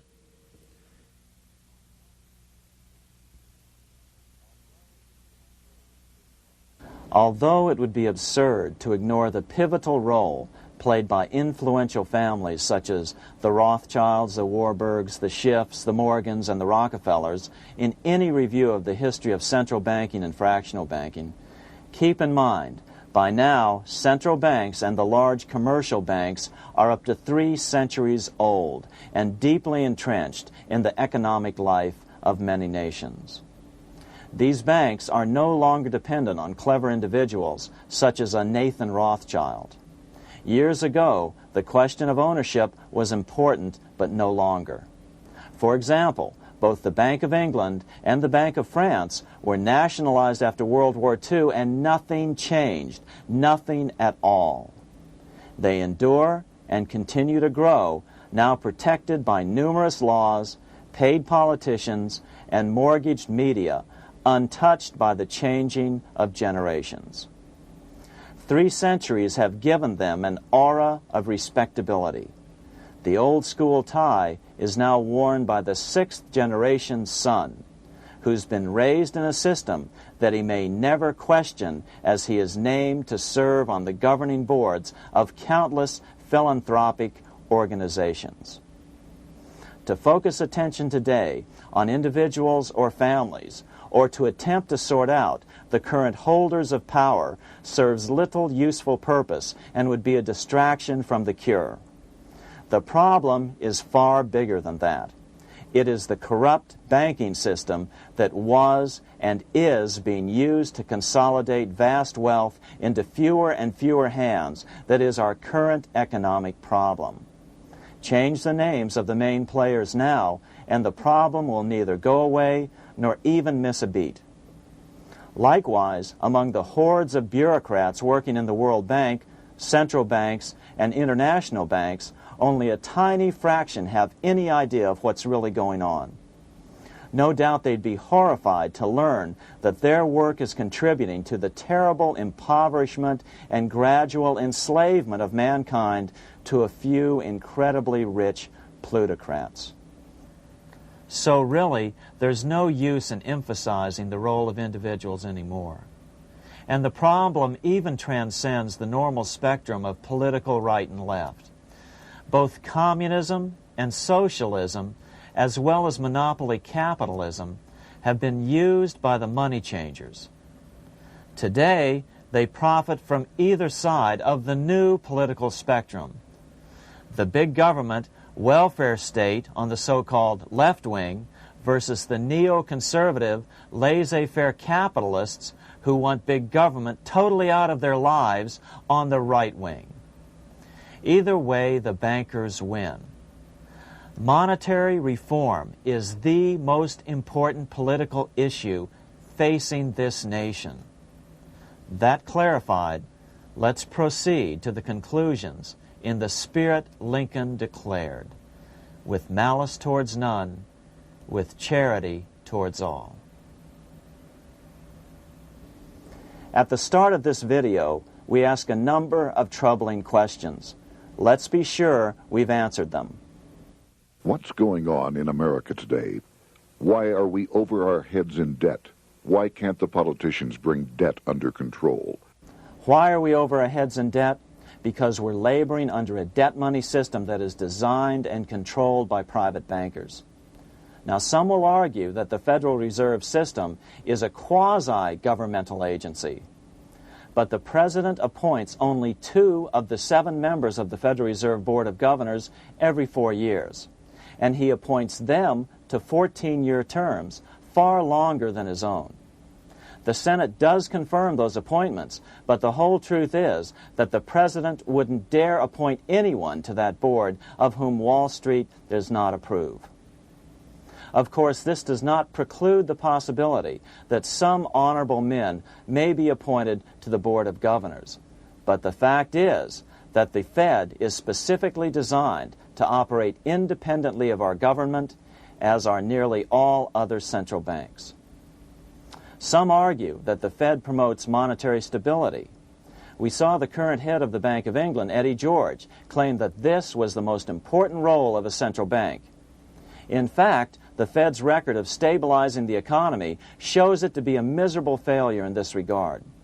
Within the first 25 years of its existence, the Fed caused 3 major economic downturns, including the Great Depression, and for the last 30 years has shepherded the American economy into a period of unprecedented inflation. Again, this is not some wild conspiracy theory. It's a well-known fact among top economists. As Nobel Prize-winning economist Milton Friedman put it, the stock of money, prices, and output was decidedly more unstable after the establishment of the Federal Reserve System than before. The most dramatic period of instability in output was, of course, the period between the 2 wars, which includes the severe monetary contractions of 1920-21, 1929-33, and 1937-38. No other 20-year period in American history contains as many as 3 such severe contractions. This evidence persuades me that at least a third of the price rise during and just after World War I is attributable to the establishment of the Federal Reserve System, and that the severity of each of the major contractions, 1920-21, 1929-33, and 1937-38, is directly attributable to acts of commission and omission by the reserve authorities. Any system which gives so much power and so much discretion to a few men so that mistakes, excusable or not, can have such far-reaching effects is a bad system. It is a bad system to believers in freedom just because it gives a few men such power without any effective check by the body politic. This is the key political argument against an independent central bank. To paraphrase Clemenceau, money is much too serious a matter to be left to the central bankers. We must learn from our history before it is too late. Why can't politicians control the federal debt? Because all our money is created out of debt. Again, it's a debt money system. Our money is created initially by the purchase of U.S. bonds. The public buys bonds like savings bonds, the banks buy bonds, foreigners buy bonds, and when the Fed wants to create more money in the system, it buys bonds, but pays for them with a simple bookkeeping entry which it creates out of nothing. Then this new money, created by the Fed, is multiplied by a factor of 10 by the banks thanks to the fractional reserve principle. So although the banks don't create currency, they do create checkbook money or deposits by making new loans. They even invest some of this created money. In fact, over $1 trillion of this privately created money has been used to purchase U.S. bonds on the open market, which provides the banks with roughly $50 billion in interest, risk-free, each year, less the interest they pay to some depositors. In this way, through fractional reserve lending, banks create over 90% of the money and therefore cause over 90% of our inflation. What can we do about all this? Fortunately, there's a way to fix the problem fairly easily, speedily, and without any serious financial problems. We can get our country totally out of debt in 1 to 2 years by simply paying off these U.S. bonds with debt-free U.S. notes, just like Lincoln issued. Of course, that by itself would create tremendous inflation, since our currency is presently multiplied by the fractional reserve banking system. But here's the ingenious solution, advanced in part by Milton Friedman, to keep the money supply stable and avoid inflation and deflation while the debt is retired. As the Treasury buys up its bonds on the open market with U.S. notes, the reserve requirements of your hometown local bank will be proportionally raised, so the amount of money in circulation remains constant. As those holding bonds are paid off in U.S. notes, they will deposit this money, thus making available the currency then needed by the banks to increase their reserves. Once all the U.S. bonds are replaced with U.S. notes, banks will be at 100% reserve banking instead of the fractional reserve system currently in use. From this point on, the former Fed buildings will only be needed as a central clearinghouse for checks and as vaults for U.S. notes. The Federal Reserve Act will no longer be necessary and could be repealed. Monetary power can be transferred back to the Treasury Department. There would be no further creation or contraction of money by banks. By doing it this way, our national debt can be paid off in a single year or so, and the Fed and fractional reserve banking abolished without national bankruptcy, financial collapse, inflation or deflation, or any significant change in the way the average American goes about his business.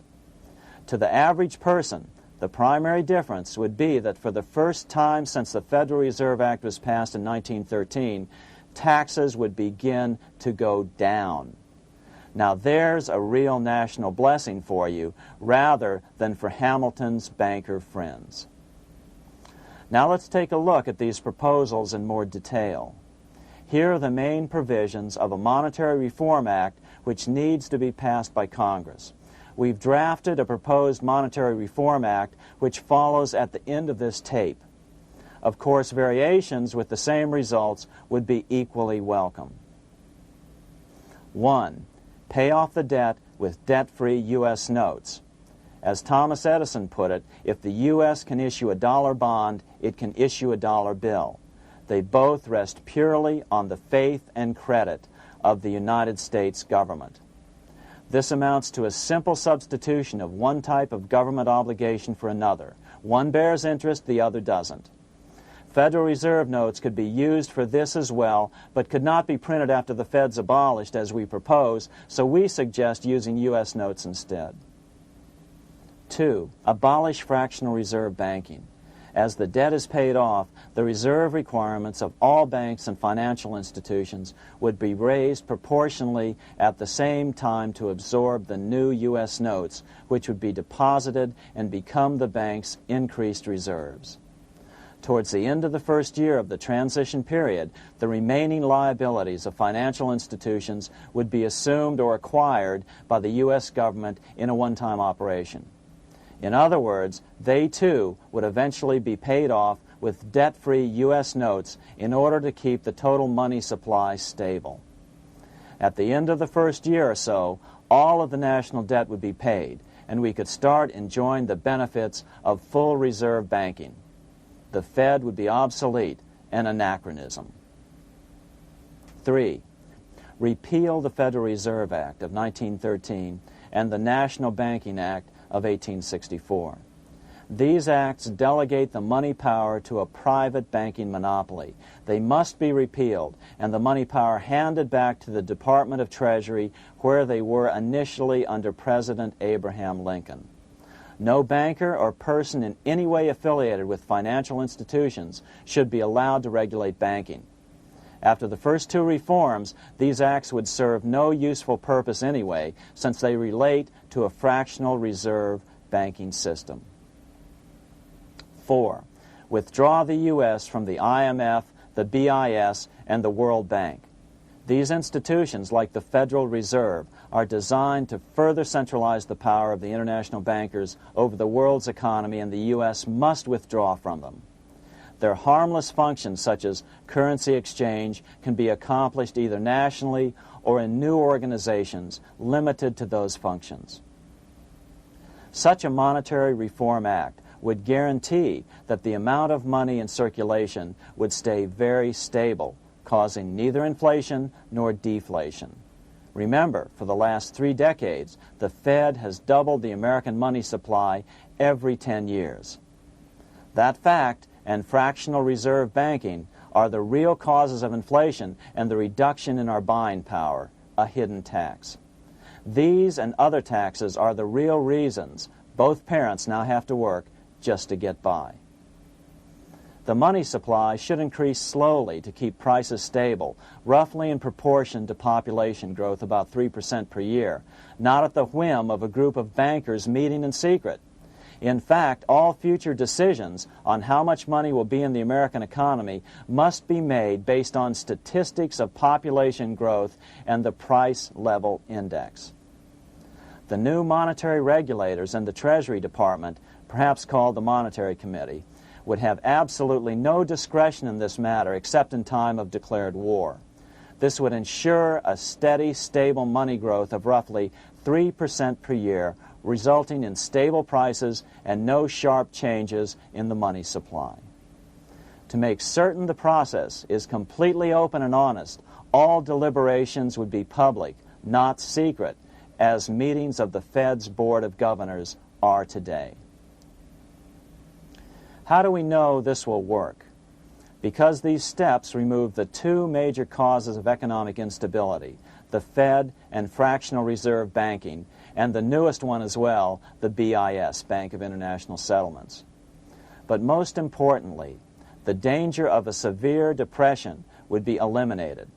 Let's listen to Milton Friedman on the single cause of severe economic depressions.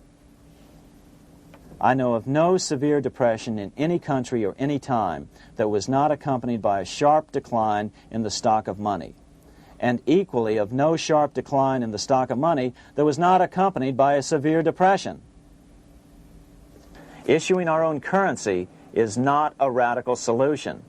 It's been advocated by Presidents Jefferson, Madison, Jackson, Van Buren, and Lincoln. But it's been used at different times throughout Europe as well. Perhaps the best example is one of the small islands off the coast of France in the English Channel. Called Guernsey, It's been using debt-free money issues to pay for large building projects for nearly 200 years. Here we are on Guernsey, and this is the Guernsey Flower and Vegetable Market. Guernsey is one of the most successful examples of just how well a debt-free money system can work. In 1815, a committee was appointed to investigate how best to finance this new market. The impoverished island could not afford more new taxes, so the state's fathers decided to try a revolutionary idea: issue their own paper money. They were just colorful paper notes, backed by nothing, but the people of this tiny island agreed to accept them and trade with them. To be sure they circulated widely, they were declared to be good for the payment of taxes. Of course, this idea was nothing new. It was exactly what America had done before the American Revolution, and there are many other examples throughout the world. But it was new to Guernsey, and it worked miracles. This market is still in use, and remember, it was built for no debt to the people of this island state. But what if we follow Guernsey's example? How would the bankers react to these reforms? Certainly the international bankers' cartel will oppose reforms that do away with their control of the world's economies as they have in the past. But it is equally certain that Congress has the constitutional authority and responsibility to authorize the issuance of debt-free money, U.S. notes, and to reform the very banking laws it ill-advisedly enacted. Undoubtedly, the bankers will claim that issuing debt-free money will cause severe inflation or make other dire predictions. But remember, it is fractional reserve banking which is the real cause of over 90% of all inflation, not whether debt-free U.S. notes are used to pay for government deficits. In the current system, any spending excesses on the part of Congress are turned into more debt bonds, and the 10% purchased by the Fed are then multiplied many times over by the bankers, causing over 90% of all inflation. Our fractional reserve and debt-based banking system is the problem. We must ignore its inevitable resistance to reform and remain firm until the cure is complete. As the director of the Bank of England in the 1920s, Sir Josiah Stamp put it, referring to this modern fractional reserve banking system, "Banking is conceived in iniquity and born in sin. Bankers own the earth. Take it away from them, but leave them the power to create money and control credit, and with the flick of a pen, they will create enough money to buy it back again. Take this great power away from the bankers, and all great fortunes like mine will disappear, and they ought to disappear, for this would be a better and happier world to live in. But if you want to continue the slaves of bankers and pay the cost of your own slavery, let them continue to create money and to control credit." Americans are slowly figuring this out. Today, over 3,200 cities and counties have endorsed the proposal of a nonprofit organization called Sovereignty. The Sovereignty movement calls for Congress to authorize the Secretary of the Treasury to issue $90 billion per year of U.S. notes, not Federal Reserve notes nor debt-based bonds, to loan money interest-free to cities, counties, and school districts for needed capital improvements. Remarkably, and to their praise, the Community Bankers Association of Illinois, representing 515 member banks, has endorsed this sovereignty proposal, a good step in the right direction. As Milton Friedman has repeatedly pointed out, no severe depression can occur without a severe contraction of money.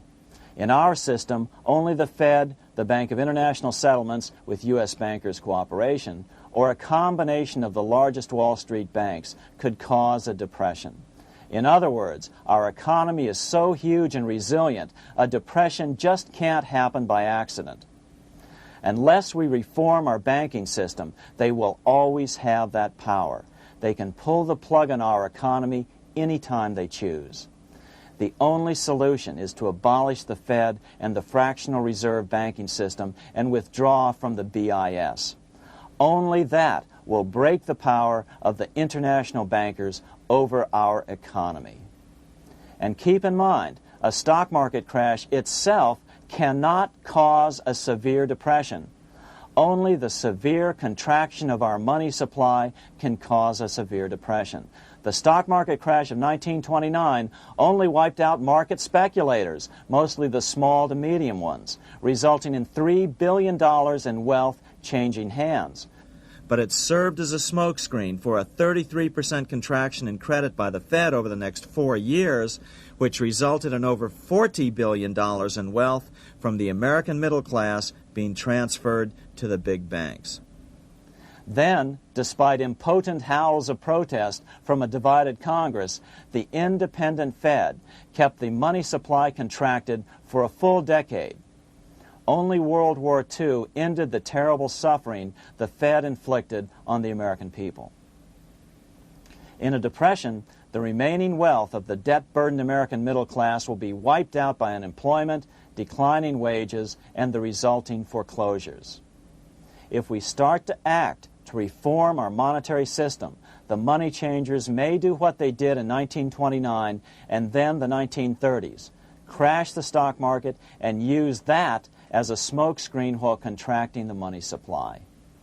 But if we're determined to fight to regain control over our money, we can come out of it fairly quickly, perhaps in only a very few months, as U.S. notes begin to circulate and replace the money withdrawn by the bankers. The longer we wait, the greater the danger we'll permanently lose control of our nation. But some still wonder why the international bankers would want to cause a depression. Wouldn't that be killing the goose that is currently laying all those golden interest eggs? Remember what Larry Bates said at the first of this videotape. You see, in periods of economic upheaval, in economic crisis, wealth is not destroyed.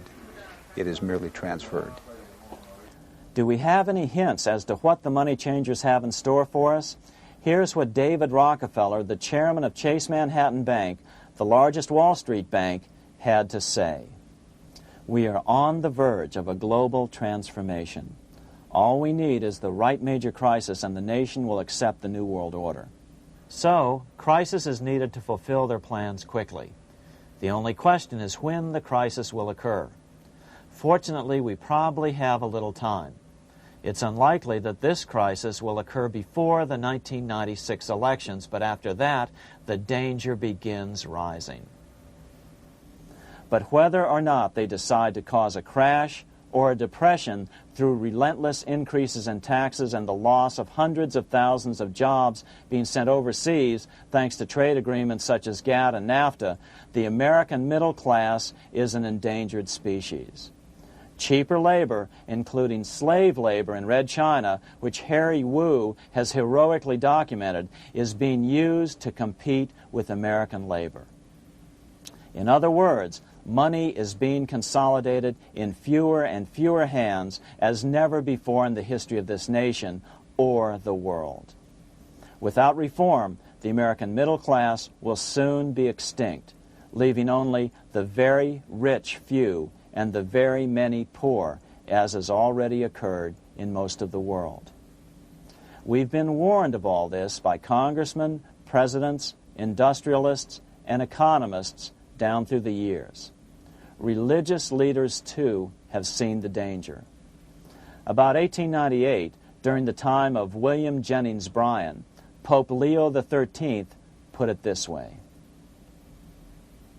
On the one side, there is the party which holds the power because it holds the wealth, which has in its grasp all labor and all trade, which manipulates for its own benefit and its own purposes all the sources of supply, and which is powerfully represented in the councils of state itself. On the other side, there is the needy and powerless multitude, sore and suffering. Rapacious usury, which, although more than once condemned by the Church, is nevertheless under a different form, but with the same guilt, still practiced by avaricious and grasping men, so that a small number of very rich men have been able to lay upon the masses of the poor a yoke little better than slavery itself. More recently, during America's Great Depression, Pope Pius XI spoke of the same problem. In our days, not alone is wealth accumulated, but immense power and despotic economic domination is concentrated in the hands of a few. This power becomes particularly irresistible when exercised by those who, because they hold and control money, are able also to govern credit and determine its allotment. For this reason, supplying, so to speak, the lifeblood to the entire economic body and grasping, as it were, in their hands the very soul of the economy, so that no one dare breathe against their will. Educate your friends. Our country needs a solid group who really understand how our money is manipulated and what the solutions really are. Because if a depression comes, there will be those who call themselves conservatives who will come forward advancing solutions framed by the international bankers. Beware of calls to return to a gold standard. Why? Simple, because never before has so much gold been so concentrated outside of American hands. And never before has so much gold been in the hands of international governmental bodies such as the World Bank and International Monetary Fund. A gold-backed currency usually brings despair to a nation, and to return to it would certainly be a false solution in our case. Remember, we had a gold-backed currency in 1929 and during the first 4 years of the Great Depression. Likewise, beware of any plans advanced for a regional or world currency. This is the international bankers' Trojan horse.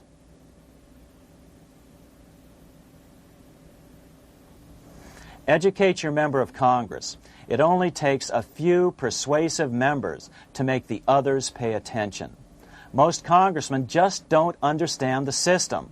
Some understand it, but are so influenced by bank PAC contributions that they ignore it, not realizing the gravity of their neglect. We hope we've made a valuable contribution to the national debate on monetary reform. It remains for each man to do his duty, consistent with his state in life. May God give us the light to help reform our nation and ourselves. We say ourselves because ultimately vast multitudes of men are going to be driven more and more to desperation by the accumulation of the world's wealth in fewer and fewer hands. Men will tend to become like their oppressors, selfish and greedy. Rather, let's keep in mind during this period of reform a warning not to lose sight of greater things, as Pope Pius XI put it. For what will it profit men that a more prudent distribution and use of riches make it possible for them to gain even the whole world, if thereby they suffer the loss of their own souls? What will it profit to teach them sound principles in economics, if they permit themselves to be so swept away by selfishness, by unbridled and sordid greed, that hearing the commandments of the Lord, they do all things contrary?